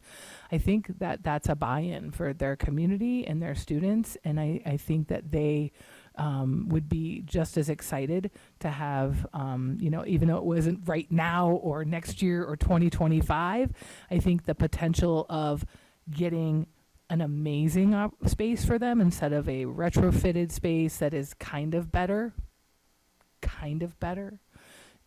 is less appealing. Do you want to add to that, either of you? Yeah, I think you said that well. I think it's definitely how you frame it, right? Because we have figured that out. I mean, you mentioned the kitchen with what our kids eat, and our kids eat there twice a day. And she's, our kitchen manager is a genius, and she figures it out, and she makes sure she does it, and she has to do extra work and go across the pooter and do some different things to make that happen, but she makes it happen, so our kids never walk around feeling like they're wanting anything. And I think, we travel up to Wellington and play our games and do those things there, and it's not ideal. Probably more of the adults in the situation complain about it more than the kids do, because at least they figured it out and it's home. But I think the difference is exactly what you said. If we're there 3 years, we're going to make it 3 years, and we're going to figure it out, because we've always done that and we can do that. And I think the difference is not being there in perpetuity and being there just like, well, this is just kind of where you guys are forever, because it's like there's an investment in these kids, and I think it's key to, there's a real investment, there's a real something going on. And we can wait for that, and we're going to fight through that while we're doing that. And if it's, sorry, we're out of cash, there's not much we can do for you guys, I think that's a little tougher pill to swallow. So I think, and kind of even like what you're saying, just even the half measure doesn't always feel great, because it feels like, well, you wonder what would happen in some of these, some other areas where, like she was talking about, combining CTE and thinking about these long-term solutions, but it's like, but we really can't invest in that right now, and I understand the money's not limited. If it wasn't, we could figure that out. I'm sure everybody would get everything they needed, and I understand that there's limitations to those things, but I think, just like you said, the investment, we would figure it out. We'd figure it out for a couple of years if we had to, because knowing that the investment was made. I do want to also put into the space that we did not present an option for using the current location, and I just want to maybe answer why that may be.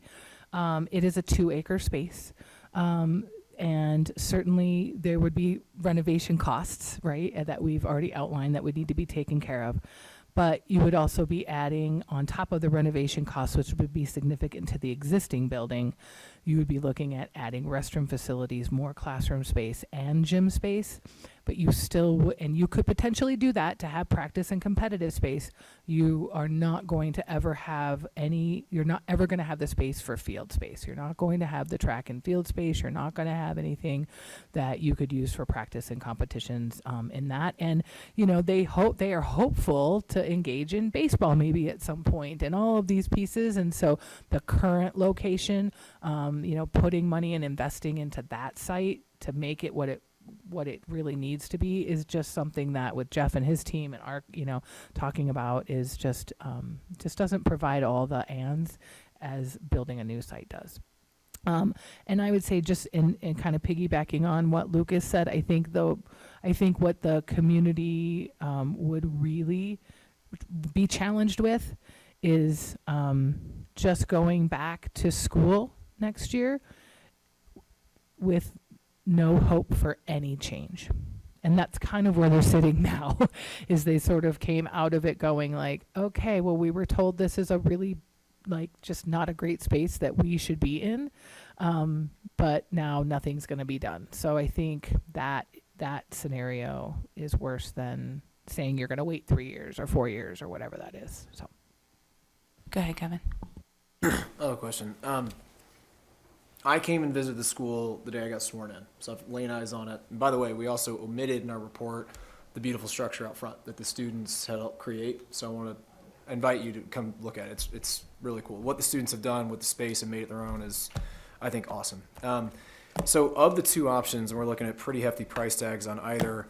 And again, I'm trying to it's the first time, so you're going to get sort of unfiltered, unprocessed thoughts. I apologize. 11 million to do the work there, and then, you know, one of the sub scenarios there is putting the staff back in that building that we've deemed sort of unfit for students. That doesn't feel right to me either. So I just want to say that. The other option, and I want to talk more about this, I think the initial proposal, and when I say initial, I mean back in October 2023, was combining Centennial and PCA. And I understand Centennial is not here to have a voice in that, but I want to go back more and talk a little bit more about the cohabitation, and talk more about, I hear everything you're saying, and I happen to agree with a lot of it. I taught in an alternative campus as it's properly defined in Louisiana, and we couldn't cohabitate. But in New York, we're also taught it's much more common to cohabitate. I was in a school that had 3 schools within a single building because there's finite space. So is that completely done and dusted, that conversation? Not with Centennial, I'm using that as an example, but looking at a building that has maybe lower utilization and trying to do that. Because I hear you, if it's a net sum binary kind of thing of you get one of these, which is going to be hard to put on a ballot with everything else we're considering putting on a ballot this year, or you're stuck in perpetuity. None of those feel great to me. And so I wonder if we can we really explore, I wouldn't call it a half measure, but an in-between. And I mean, I don't know what the solution would that be, but I want to engage more dialogue in that. So they will not fit in Centennial. So currently there's too many students to combine Centennial and PC together in the Centennial location. So that is not an option, just not feasible. Then you are cohabitating with an existing school that is lower enrolled. Would not want to consider joining a comprehensive high school for several reasons. Many of the students have had experiences in their comprehensive high schools, and so having programming in that space is a challenge for them. And part of having PCA is that they're re-engaging and feeling motivated to come back to school, and that change of space and environment is part of that as well, along with everything else. Also, you were then having a comprehensive high school and an alternative education campus that have completely different policies, completely different enrollment procedures, and one's a closed campus, one's an open campus, yet they have to share cafeteria space and gym space and art rooms and so on and so forth. That really just does not provide, this just doesn't meet their needs of the students there. That'd be my piece. Yep, go ahead.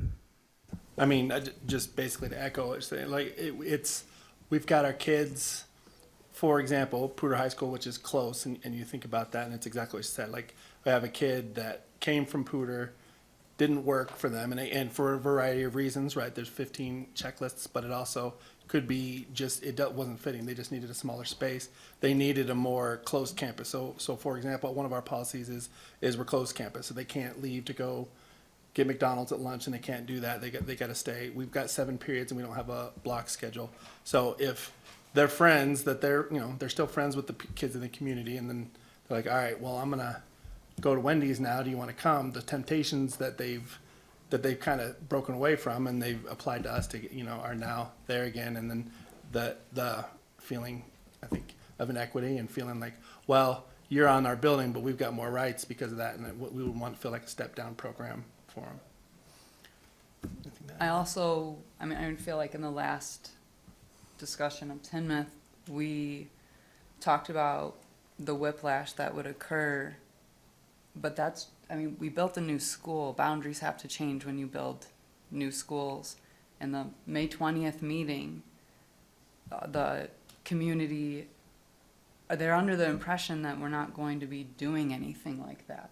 So I imagine the whiplash of us being roommates with a school that has multiple schools have made it pretty clear that, or communities I should say, have made it clear that we're not desired roommates. I worry about the damage that would do, and I feel like with the way that it was approached, some people were validated in expressing that type of feeling towards our children. And so I wonder how you would walk that back. You had said earlier, just be super honest. So I'm just being very honest about that. Because our school wasn't mentioned at all in that meeting. And, you know, we were there just to be informed and curious, I guess, because, you know, I think as everybody was, but there's a lot of cheering happening, and we're glad for people that they love their schools that much. That's an awesome problem to have. But it was difficult, and we had staff members from our school receiving messages from other schools saying, you know, what are your intentions with our building? So I think there's a lot of damage control to be done, if that were a plan.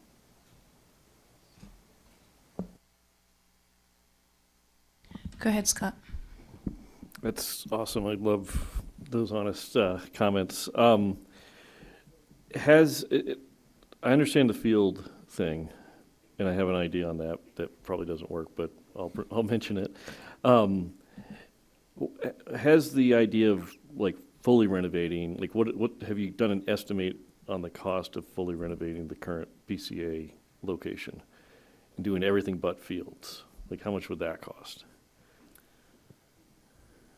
I don't know that we're too much less, we didn't do the full-blown estimate. Jeff, I still think we'd be in the tens of millions. Yeah. Would it be more than Fuliana? Yes, more than Fuliana, Okay, all right. Absolutely. All right, that Absolutely, probably makes more than Fuliana. Okay. Probably close to building a new site, not that far off from it. And then it is that, I think from Jeff's perspective, and I'll let him talk here, is it worth the investment into the space that is needed to be made to bring it up to conditions that it should be? Jeff, do you want to add in? Yeah, no, it's not. Okay. Jeff says, no, it's not. It is not worth the investment to bring it into a student instructional space. There is one other number, Carolyn, sorry. Just there is one other number that we have, again, these are all rough estimates. These are my construction experts looking at spaces and getting a rough idea of what a cost per square foot might be, and we know that's a gross estimate. But the other number was, what would we do with the 75 staff in Fiona? And for example, if they were to move to Preston, not that there's space so that they could, but if, right? Just like what would that entail for us? The rough estimate would be $8 million to convert that space to make it available for 75 staff and all of the students that they serve as well, which is also substantial. And I just wanted to add that to the discussion for you. Go ahead. So getting back to Fuliana, how many acres do we have there at that site? Julie, do you know, or Jeff? Sorry, I didn't bring that space with me. I don't. Is that an entire city block there, if I remember right? Pretty close. Pretty close to entire city block, okay. Yeah, and there's potential to, so parking is not a huge need for this community. So some of the parking, we talked about, Jeff talked about maybe being able to convert some of the parking into more field space. There's currently like a little practice baseball field that gets used a little bit for Little League. Most all the spaces seem to be dog park areas that are currently used as now. But yeah, there would be places, when we walked that space, we saw, some potentials and, that definitely could work if that was the option that we went with. Okay, and then transportation-wise, that is I'm assuming a really great place as far as transportation goes with the bus route and everything. So our kids would have good transportation to that site if we were to pick that site, bus-wise. Did we check that out? Public transportation? We could explore that. We did look at that. We would absolutely have to do that for McKinney students that receive McKinney services, because currently they just walk from Pooter, so there wouldn't be a location for that. But we did not explore just automatically providing transportation for all those students. And if we did that, I think we would then need to explore that for our other alternative education campus, and that's going to impact. I guess what I was getting to, there's good public transportation there. Oh, yes. Yeah, it's good public transportation. Sorry, I there. missed that piece. Because if I heard you right, most all of our kids are accessing public transportation to get to school right now. And a good portion of them, okay. And that puts us a little closer down to downtown and to the Max line. Yep. So as far as the space goes, I really like the space. I hear what you're saying about it would be nice to have a brand-new facility for them that would be just theirs and be built for them. That would be the optimal thing, I think, to do. But I think right now, running a bond for 50 million is gonna be, it's a huge leap for us. I don't know if we could do it, so if we didn't, what would be the backup plan if we couldn't get that money? And so when I look at that building, I think to myself, could we make it a great space now and then start setting aside some money to make it what we really want it to be in the future, that it can, is this something we can really keep building on there in that space? Is there enough space to build on there? So Tracy just pulled up, sorry, thank you, Tracy. There's 3.5 acres there total. So there's a little more, there's more space than there is at the current Where they are PCA site. And I'll just say, to say that we would do a little bit with the hopes that we have money to do more later for the Foyana site, I would have reservations, because that's what we've been talking about for PCA for a long time. True. And so these little step-in half measures for the community at PCA, I'd hate to see another 10 years go by and we don't really capitalize on that promise.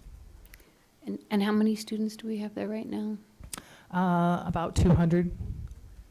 200. Okay. Go ahead. We know that asking or proposing this is like, it's a big dream, right? But if we're gonna have this opportunity to be here with you, we're going to dream big, right? For sure. And so building it with us in mind, I think allows us to have a fresh start and feel valued, but it wouldn't just be for us. So one of the functions of this would be for PCA, but it would expand all of our career tech education for every student in Poudre School District.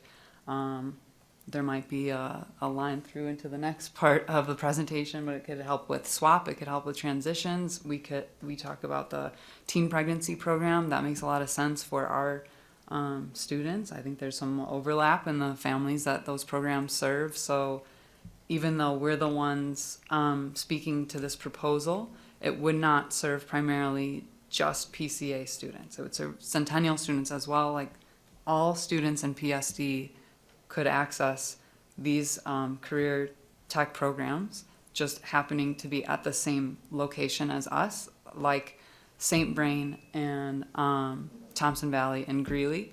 And something that actually a grant that has been written, Tanya Alcaraz put this grant through for next year, is so that we can go and learn more about those programs in our neighboring districts. So that way we can learn from them and see why, especially in St. Vrain, why their programming is so successful. I would also put into the space that we're talking about a ballot proposal, some sort of a ballot initiative, and I know Dave, Master of Finance, has some potential thoughts that I don't know that we need to discuss here in this space, but it would not necessarily have to be a $50 million bond per se in order to get something built. And there's other creative financial options if that's something we want to consider and explore. Dave's raising his hand, so maybe without doing too much detail, Dave, what do you want to jump in? That's really hot. Sure. So there's other options that could be available beyond a bond. One of the options that's possible is issuing what we call certificates of participation. It's a different form of debt. You're not issuing the debt with the voters. You're issuing the debt with a bank. And basically what you would do is we would take one of our buildings and we would put it up for collateral. We'd take a loan out, and then we would have to find general fund dollars sufficient to make that payment for those bonds. Just real quick math, and these numbers are from the fall, so they've changed, right? But a $50 million COP would cost about $4 million in annual debt service. So I believe these are probably 24 years, taking a guess there a little bit. So there's an option there, but what it would do is it would require, if we were to fit it into the debt-free mill, we would have less to do the maintenance. I mean, that's the trade-off. when you say maintenance, you mean maintenance for everything else, right? Yeah, for the McKinstry study, all the deferred maintenance that we talked about, the debt-free mill was going to pick up a big piece of trying to move that forward. If we start diverting some of that to COPs, then we do less with the maintenance. Can I go back to something that Danielle mentioned? She had asked us, I think, 3 valid questions about our big priorities. And so I guess same thing that I asked the last group of principals, what's your I feel like I know your recommendation, but sitting here today, what would be your recommendation? We continue to talk and get excited and dream, like she said, dream big about the combination of CTE programming with alternative ed, just because the data. I mean, it's one of the things that we talk about in terms of the idea of graduating with options and having a through line.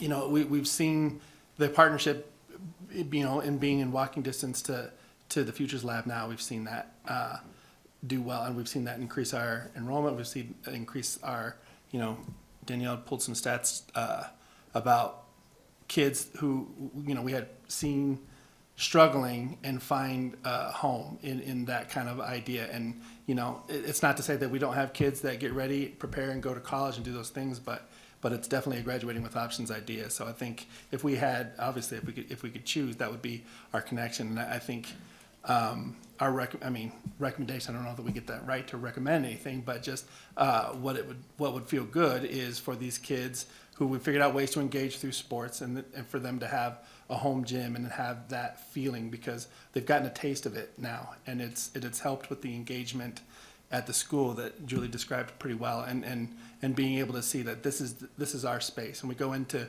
we're 2A, we're the smallest varsity program in the city. So we're in the Foothills League. We're part of the inaugural class of the Foothills League, and we go into and mostly charter schools because it's 2A and it's smaller, and we go into Twin Peaks and they have a facility similar to kind of what you're describing, and they're like, man, this would be cool to have that, and we're still kind of on borrowed stuff right now, and but they're happy to be at the table.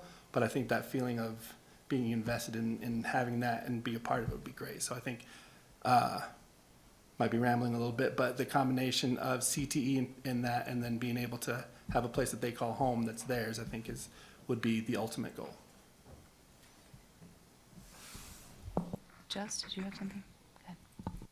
So the caveat to this is we need a site. Do we own any space that has transportation, public transportation, that would fit this proposal? Or do we also need to purchase land?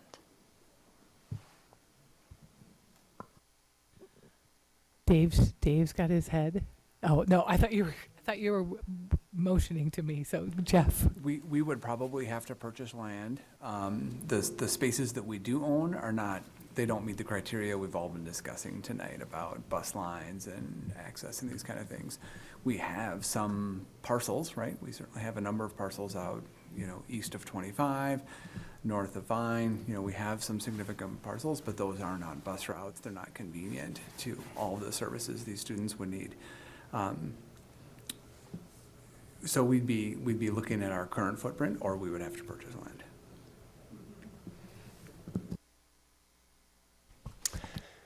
This feels like a typical school board decision to me, where all of the options feel just awful. I don't love the 11 million. I don't love the 50 million. I'm trying to take a little more of the long view on this, and I guess what I ask myself is, what are the odds that I close some middle school in the next 5 to 7 years? And if I think about that question, I think they're reasonably high.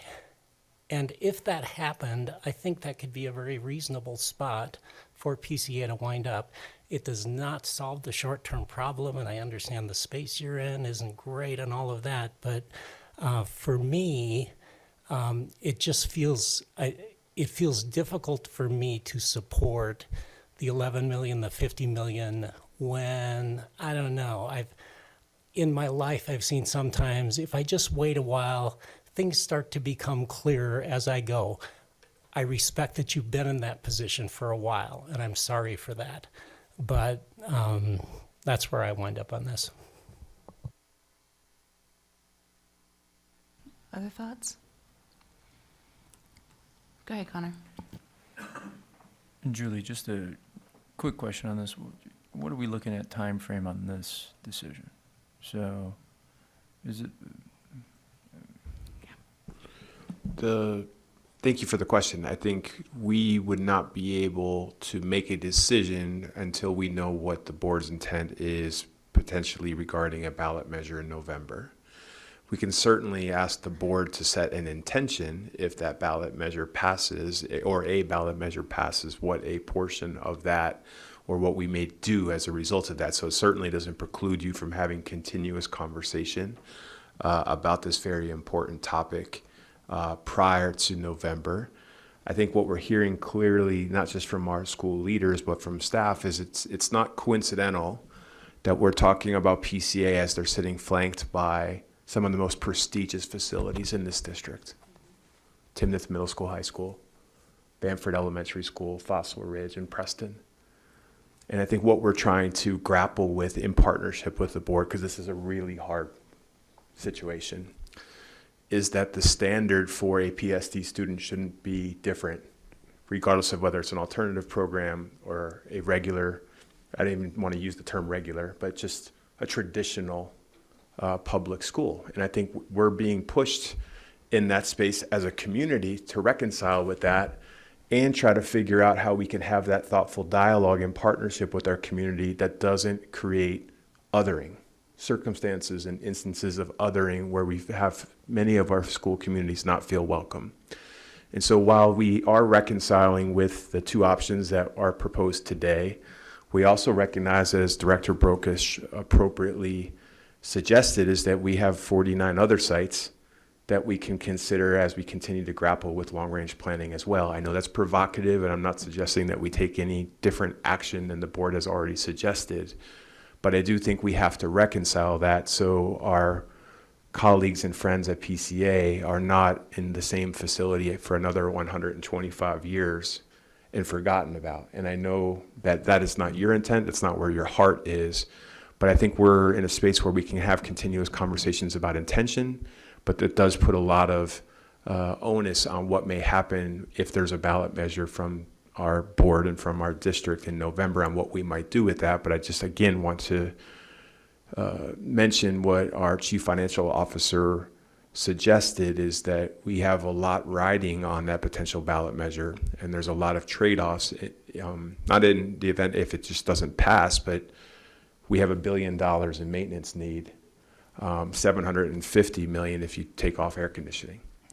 So those are real challenges that we're reconciling with, but I think prioritizing where PCA lives is the charge that you've given us. It's where we started in the fall of really understanding, and I think staying committed to that is going to be really, really important to do right by each other, especially all the people that are here representing their respective communities. So I think it's a continuous conversation and not taking our eyes off the road on this. But I don't think we really know what we can do based on these proposals until post-November if the board chooses, but it doesn't mean we can't have continuous conversations around intention. Thank you. Go ahead, Kevin. Yeah, I'll weigh in. I think you said that nicely, Superintendent Kingsley, but I want to say a couple quick points. One, don't I feel like an idiot, because I feel like in one of my little rants, I said that it was an easy fix, right, to get them out of the building, and now we're realizing the scope of the problem. Like any problem in our district is not easy. There's nothing easy about the work we're in. Second, there's that adage that is kind of ringing in my head as we're having this conversation that I learned from my government 101 class in college, which is one definition of government is who gets what, when, and how much. And that feels a little bit like the problem we're in right now, especially with, I like you naming the competing needs, because that's exactly what's going through my head, is that there are people listening, probably not right now at 10:30 at night, but there are people listening who are thinking, it's getting hot, it's getting really hot, and I still don't have air conditioning. I was at a Weber classroom a couple weeks ago, months ago now, I guess, and there was an average of, in the 80s of the classroom, and then seeing the data that this teacher put together of the dip in learning when that happens. So there is so many competing needs. That said, what I would like to do is dream a little bit with Danielle and say that one of our district priorities is graduating with options.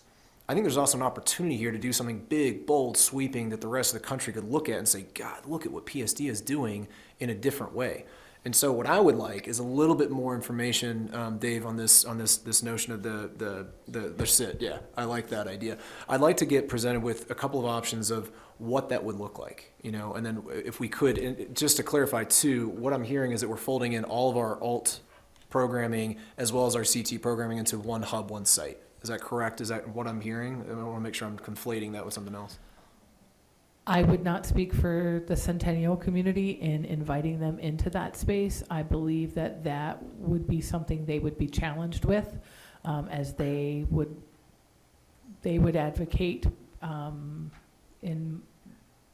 I would say they would advocate to remain where they're at and stay where they're at with their current programming structures, Discovery, Hexter, 4-day week, all of those pieces. So I would not envision Centennial as part of this, but PCA, teen parenting potential, CTE, those I would say yes. We'll talk transitions. I think we have a viable option for transitions, but if that is a desire to wrap that into a bigger build, we can go down that path too.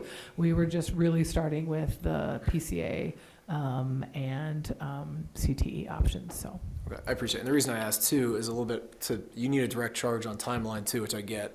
I don't want to give you guys false hope and say we're going to do this $50 million project.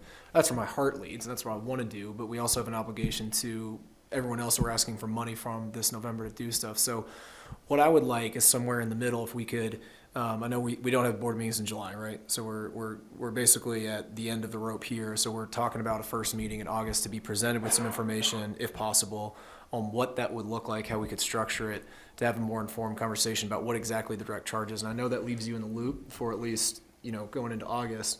But I don't see another way to reconcile those competing needs unless someone else got another bright idea. Well, I just want to clarify the part of the question that you asked was all CTE would be there, and I believe that we're not talking that either. There would be some CTE there, but not all. And so I just wanted to correct. Yeah, Yes, be an expansion of programs. What's at Pooter would stay at Pooter with a potential expansion for automotive to go over there. So this would be an additional site. So, yeah. I just wanted to make that clear. So, okay. I've been not speaking intentionally throughout this part of the process because, well, for a couple of reasons. One, Danielle, you asked, I think, some very important questions in the beginning, and that is, what is the board's charged as far as what these kids deserve, what we can provide them, and we as a board need to decide that they deserve and should get what every child in this district gets. And I'm not hearing that right now, and I want to hear that. And I want to make sure that every child at PCA, at an alternative high school, at any alternative high school, any school in our district gets an equitable way to graduate with options and deserves that. They deserve a space. They deserve flushing toilets. They deserve a field on which they can play on. They deserve roofs that don't leak. They deserve everything that our children get at a Bamford, at a Wellington, right? They deserve all of that. And I too am disappointed in the way that some of them, the othering that has occurred. And I have been struggling with what to do with that and how to approach that. As far as our options go, I too, my heart goes to the new building. They deserve it. You deserve it.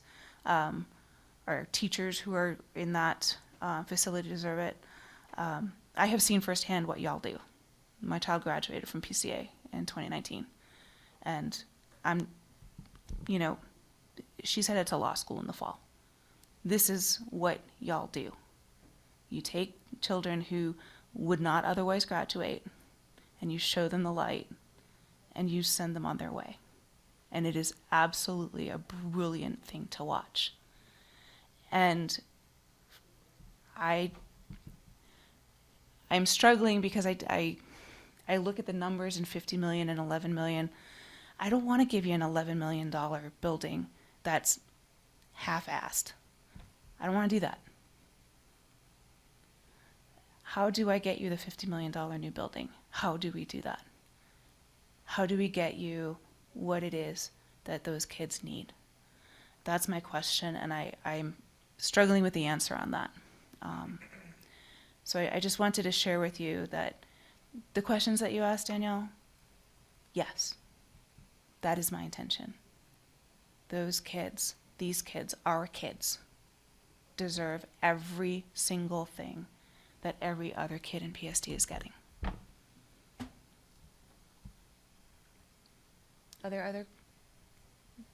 I don't know if that has given the direction and charge that y'all need. What else? I think what I've heard from the board is, and I know it came from Director Havelda, but through the conversation as a collective governance team, I do believe bringing back more concrete options around how to explore funding models to achieve either of these proposals, and we'll continue to think big and brainstorm around other options in partnership with the community as well.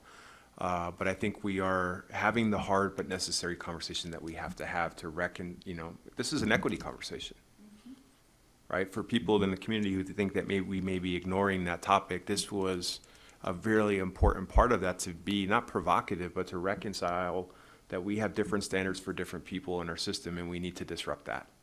And so I think we have enough to be able to continue to bring back to the board in August regarding how some of those funding mechanisms might work, knowing that they would all be dependent upon a future ballot measure. And then we continue to have a shared commitment around this conversation and not revisit this once a year. I think that's what we owe that to the PCA community, in my opinion, as well as other schools in this district. So if you're okay with that as a next step, I feel like it could be appropriate to transition to the transitions program, if that's okay. Kevin, you have something? One last thought. Again, it's difficult because this is the first time we're hearing these proposals, so I'm reacting in real time. It's also late. I'm sorry I keep saying that, but I've been up since 5. One other thing, I would just make it clear, I'm not for the Fuyana renovation option. I think that's a dead end. I think it's a half measure, as you point out. It's an expensive half measure, and it also sends people upstream that are currently working there that didn't have a chance to advocate for themselves in this room. I'm not a fan, so I'll just be very specific with that. So I think we're talking about that. Or, again, trying to be a little creative. Are there existing spaces within, not only within PSD's footprint, but maybe other places that we could lease until we can get through that? That's another, I know it may be expanding the scope, but I'm thinking about creative solutions. So if there's some thought that we could be given to leasing spaces that currently exist, I'd like to hear that as part of a solution. If it's a dead end and it's going to be a quick dead end, then that's fine too. But I want to kind of canvass all options instead of just this $50 million price tag thing that may happen or nothing at all. I'd like to have another option. I'm sorry. I think that if you have what you need. And Julie? Yes. Okay. Okay. All right. Thank you. All right. 2 down, 1 to go. All right. Hi. Welcome, Erin Vogt, Assistant Director, Integrated Services. Supports all of our transition programs, and we're gonna shift language to really thinking about the programs as a full continuum of transition pathways. And so in that, some of the things we want to just help ground really quickly, or not quickly, but they serve students age 8 through 21. That have met either their graduation requirements for a diploma, or they're moving beyond the high school age and they're going to finish out their their time here until they turn 21 in our programming and supports. Enrollment is an IEP team decision based on current assessment data and processes, and basically what they teach are a number of skills: community access, self-advocacy. They train on public transportation, they complete volunteer and work opportunities, they work on independent daily living skills, community safety, recreation, leisure, how to participate, and social skills. So really getting them prepared to be as independent as possible once they age out of our system at 21. And so with that, currently, we've got several programs here that I've condensed into one slide. So first, Community Connections. We've talked about that one several times here this year. Currently located in the parking lot of Rocky, about 1,400, a little over 1,400 square feet, services about 14 students who attend class there. That building was built in 1962, has no air conditioning. And Cooper Home, located in a home on West Swallow. That home was actually donated to the district. It's about 1,400 square feet, approximately 20 students attend classes there, built in 1970, no air conditioning. The enrollment for Community Connections and Cooper Home is limited by the space of those homes. And so not all students who would be eligible are able to engage in these program opportunities, and therefore they receive their transition supports in many times continuing in their high school after they're not with their same age peers, I guess would be the bottom line of that. We're continuing to service them, we're continuing to address all these skills, and we're adding that programming on the plates of our high schools to be creative to address all of those needs, because we just don't have capacity to serve. We also have our School to Work Alliance program that's housed in our current lease at the Drake Center. Project Search also shares space there. And then we have our campus program, which is a collaborative with CSU. And so those are really all of those locations. One of the things is that because these are all different sites, one of the challenges currently is staffing. Every site has to be staffed separately, and so it's not as efficient. They're really effective. It's not as efficient as they could be, and they are impacted when somebody is absent on staff. That means sometimes they can't go into the community because they don't have enough staff to supervise, and so there's a lot of challenges with having all of these places in separate locations. And so as we look for moving to what we would look for success criteria, we ideally would want to put all of these transition pathways programs under one roof, into one space, and be able to address that. This would allow us to provide more access to students 18 to 21 to get programming. Again, then they would be with their same age peers at a site in the community versus in their high schools.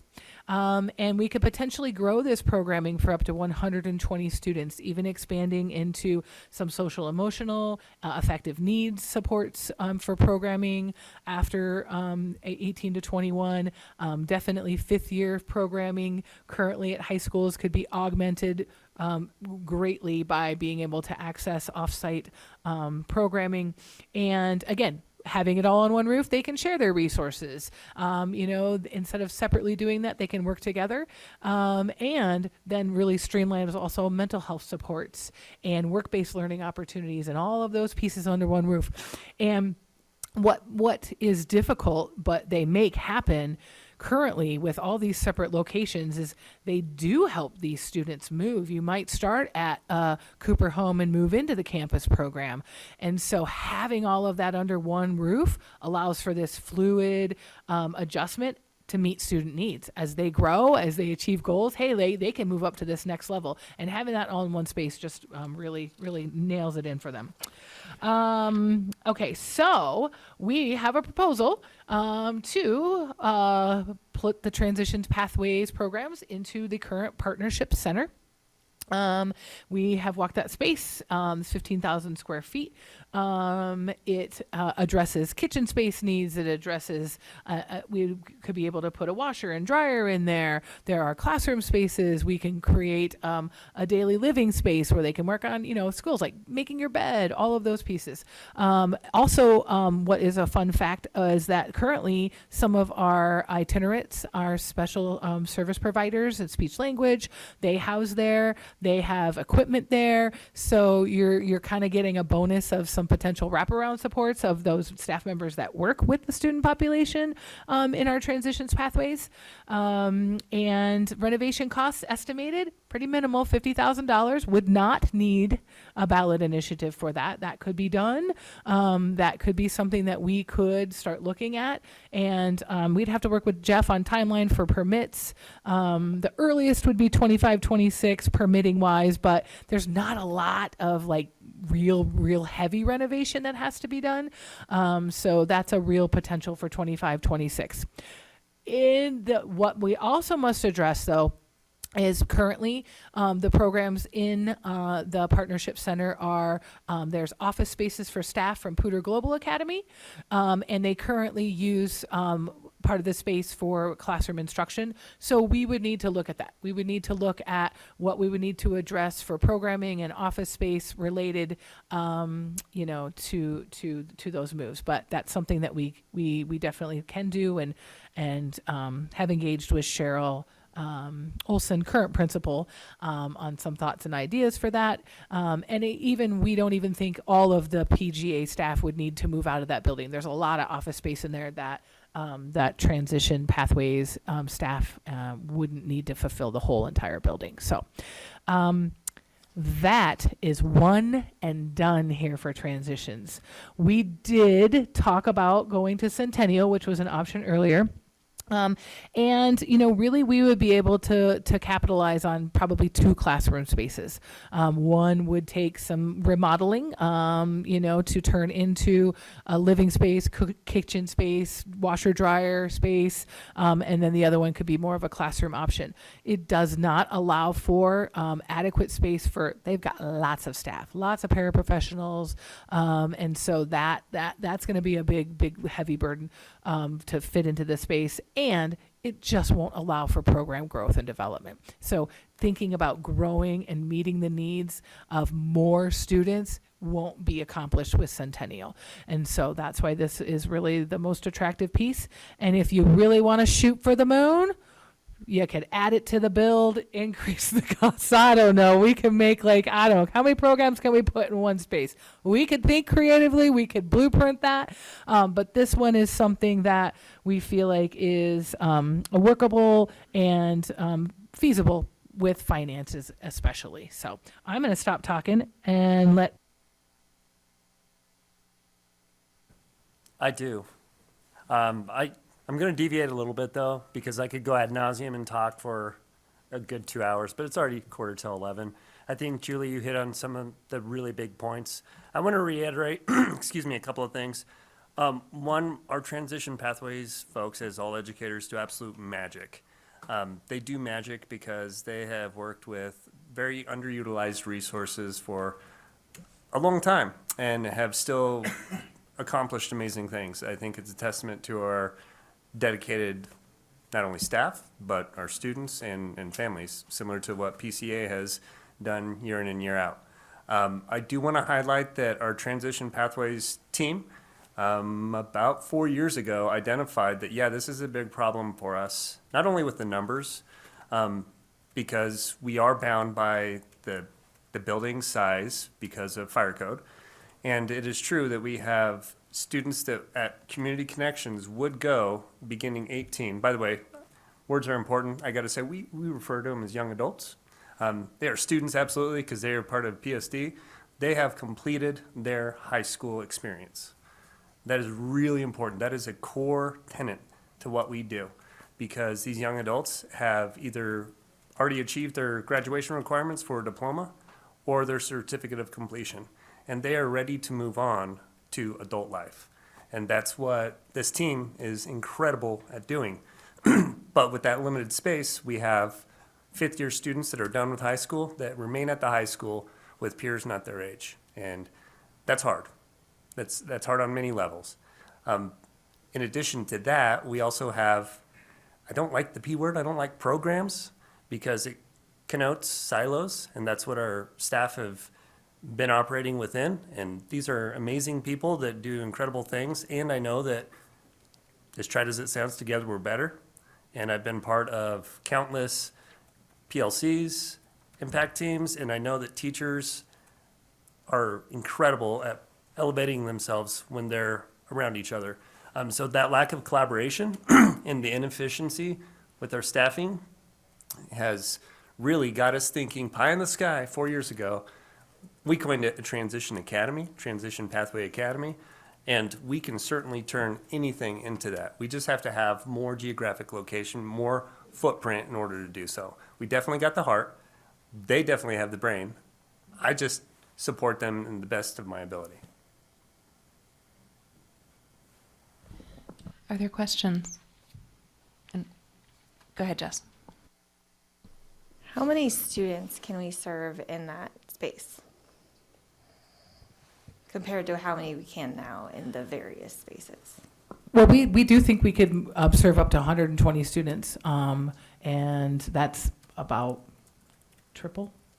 Oh yeah, absolutely. Triple of what's served right now. And the interesting piece of that is there's alternate day programming, right? Our young adults don't go 5 days a week, it's not a bell schedule that is typical.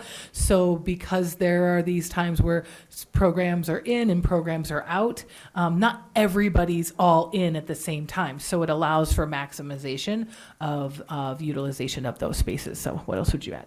I would add another nuance is because our students through federal and state law are eligible for a free appropriate public education until the age of 21, when the semester they turn 21. We have some students that complete half year. So our numbers at the beginning of the year look different than at the end of the year. And it varies how big of a differential that is. I would also add too that with campus being at CSU, just completed our pilot program, our pilot year, and with Project Search, which we've been at Columbine Health System for 16 years. We're actually going to PVH next year, which is an incredible opportunity.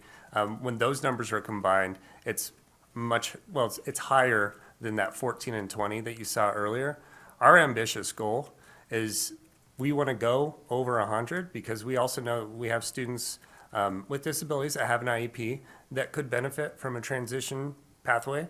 That might have different needs in the social, emotional, or affective needs realm.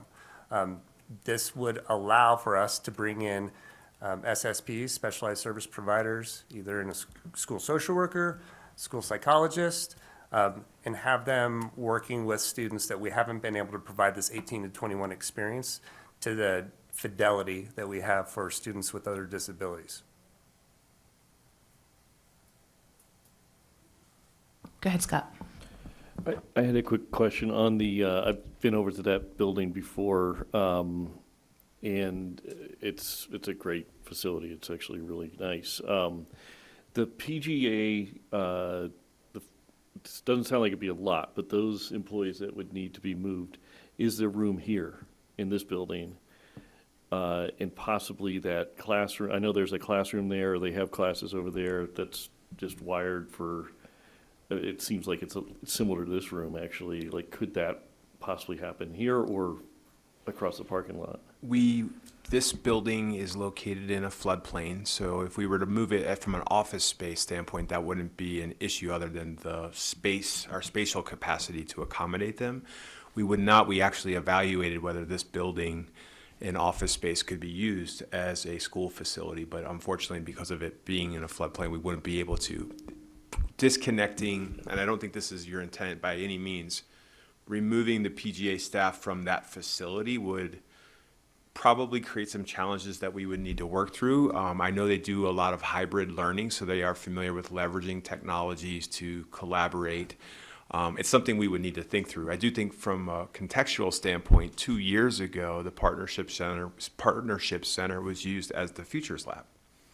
Right, so the space that PGA is occupying is relatively a new thing. But we would have to delicately work in partnership with them. And I think as Julie, or Dr. Chaplin, excuse me, appropriately suggested, we think even with this proposal, there still will be remaining office space within the footprint for some PGA staff to potentially still reside. So there's still work to be done, but the location is prime. It's an opportunity where there's minimal investment needed, and I don't know, and I apologize, I had to step out just for a brief moment.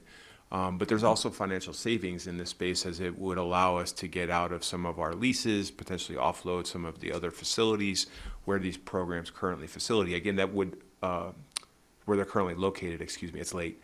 But those would be one-time accrual of dollars, so that wouldn't be a recurring savings, with the exception of the leases. Yeah, sorry, and I think I appreciate that. I mixed two things into that conversation. The extra staff that we had heard might be able to leave, could they come here? Just the staff, don't worry about, I'm not talking about, I threw in the idea of using this room for classes and stuff, but the extra PGA staff that might need to be moved out, could they come over here? Do you want to weigh in? Go ahead. I don't know how that would functionally work. I mean, they access that on their planning periods. So it's not as if they're over there all day, every day. So they're in the building over at PGA, and then they're coming in for workspace. And so just driving back and forth from PGA to here to office to get back, it just would, they'd probably get 10 minutes of work time. Yeah. So I don't really see that as, but it's creative, but I don't think that they're going to love that. And I just want to clarify for myself, Julie, the PGA kids would still be in that. Okay. I just wanted to make sure. For sure. Except for there is a music class that is over there. So we would have to move that instructional space, but we've got some option and ideas for that. And yeah, I think there's solutions that are great, feasible. Yeah. And just one other question before Kevin, then you can go. Is there a timeline on this that you are looking at? Is that? Well, we don't, it's not dependent potentially on a ballot initiative of any kind. And so again, renovation costs as we're looking at it now are pretty minimal. We could target 25, 26 for this to happen. So if it's the will of the board, we could come back on August 13th with more information and potentially ask for a vote. Okay. Kevin, go ahead.